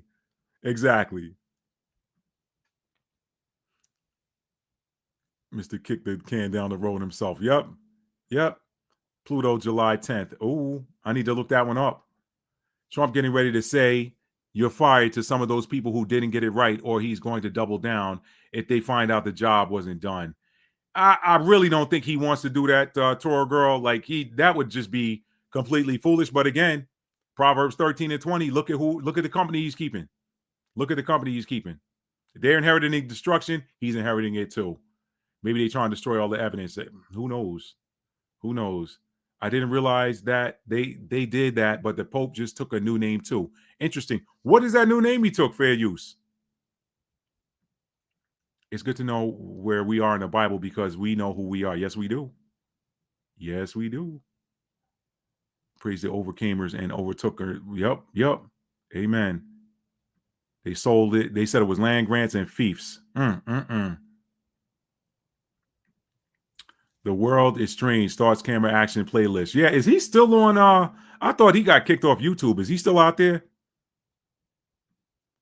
Y'all should listen to Thoughts Camera Action music playlist sometimes. I didn't know he was still out there. I thought he had got like banned from YouTube because his videos were too controversial. And I used to listen to him a lot, but then he started going the way of every video he was documenting hand signals. I'm like, look up the word mudras. Some of this stuff is automatic. Like everybody ain't in no secret club flashing on hand signals. Sometimes your body does that stuff on autopilot because it's a mudra that helps balance or direct the energy within your body. But if you're not schooled on that, then you don't know. You just think everybody flashing a hand signal. So yeah, I slowed down watching him when he started getting into that. I'm like, bro, everybody, come on. What happened to that content where you used to like drop that other stuff? Anyway, she said they're fake. Yep. Remember that movie, Beanie Man? Yeah, Frank, that's what I call him, Beanie Man. He wearing that beanie cap, man. Call him Beanie Man. He ain't calling him BB. BB too close to Baba. He ain't nobody daddy. Lightning strikes were trending more than Iran strikes earlier with 4 in 24 hours. Interesting. Wow. That's very interesting. I didn't hear about that. And so it is, and so it is. They fear the aliens and they fear the lightning. Them aliens ain't, listen, it's going to be a whole lot of people. I've seen them too many times in dreams. They tall brothers and sisters with big afros. Or they got the one dream I saw, they had on uniforms like the warriors had on uniforms like the Black Panther, and they had no weapons. They were just running through people and vaporizing them. Running through them, literally. Like running through them and then Superman and into them and they just vaporize. Seen it too many times. It's coming. Like abandoning a storage unit in California because you in Florida. Exactly. One point in time, they were suicide. Yep. The Bible Torah is so amazing, so true, and so accurate. Yes, it is. Yes, we've read the Tom. Yeah, it's scary. Yeah, the $5 pretendies need to go back to Siberia. I'm just saying. Y'all, yeah, listen, we ain't asking nobody to take our name back. We're taking it back now. That's on the ancestors. You're very welcome, B Royalty. Last meal before deployment. Oh, wow, I see. That's crazy. So they are getting ready to put boots on the ground somewhere. Always sending the rich people always sending the poor people to fight, man. It's crazy. Lost Tribes of Promised Lands. It was a very interesting read. Yes, it was, Bernadette. TCA. He's logical something now. Please talk about the aliens soon. I'm gonna have to do something on that for sure, Hot Shot, for sure. But I'm through the comments, y'all, and this looks like a good time to cut it off. So thank y'all for being here tonight. I wanted this to be kind of conversational. It ended up getting into some scripture, y'all. It just, what's in you is gonna come out of you, right? It just is what it is. So I thank y'all for being here tonight. If you have not done so already, please tap the like button on your way out. To each and every one of you who were here, thank you. This show is always rich because of you guys' presence. And in as much as I try to share information with you guys, I thank you guys because you guys share stuff with me all the time that I learn from. So thank you guys for all the book recommendations, the movie recommendations, the series recommendations, the video recommendations that some of you guys send to me privately. Thank you guys. I really greatly appreciate it. So we're going to get ready to sign off. If you're new to the channel and you like being entertained, educated, uplifted, inspired, hit that subscribe button. Make sure your notification bell is set to all so you'll be notified when I either upload new content or go live, okay? And before I get off here, I'm going to say what I always say. Tell somebody you love them and mean it. How do you mean it? You always have to. You got to show love. Otherwise, it's empty. Right? If you say you love somebody but you don't show it, then you're Beanie Man. I'm just saying. You can go lock arms with Trump and Beanie Man and join that crew, right? Nah, if you want to tell somebody you love them, back it up with action, okay? And I'll say this before I get off here, y'all. I say this all the time. I'm gonna keep saying it till the cows come home. The only way you will arrive at your destiny, and your destiny is different from mine, it's different from his, hers, everybody else's. You got a unique destiny that you came here to fulfill. And the only way you're going to arrive at it is to operate in the energy of 100% authenticity. You have to be who you are. Don't let anybody outside of you tell you who you're supposed to be unless they know you, they know your chart, they know your energy, and what they're telling you is confirming what you already know inside. If it's contrary to what you know inside, tell them thank you, but no thank you. You are going to have to be authentically you for you to arrive at and achieve your destiny. That's the only way to get there. 100% authenticity. Be authentic. Don't worry about anybody else. All right. Be authentic, family. That's the word. I'm learning it. Listen. I look at my chart all the time. Me studying my chart and knowing my chart is helping me to improve all of the time. It helps me improve. Matt, nope. You're 7th house Aries. You're 7th house Aries. Your Libra is in your 1st house. You're 7th house Aries. Do it the way you're going to do it, Matt. If they don't like it, they don't like it. All right? That's just one example. So, I love y'all, man. Thank y'all for being here. Space Elf, you're welcome. Bernadette, you're welcome. I love y'all so much, man. Y'all have a great evening and a great week. Stay hydrated. Stay hydrated, family. If you're going to be out in that sun, make sure your skin is moisturized. I don't tell anybody to wear sunscreen. Do you? What Matt does, I told you in the beginning, is either olive oil or shea butter for me. Period. All right? So, stay moisturized. Keep that skin moisturized. If that skin is dry when you're in the sun, it's going to burn. I don't care how much melanin you got. Okay? Stay moisturized and stay hydrated. Make sure you put those electrolytes back in your body, especially if you're doing yard work or out on the tennis court in the heat or whatever you do outside when you do what you do outside, even if you're walking the dog or whatever. All right, family. Y'all have a good one. Peace.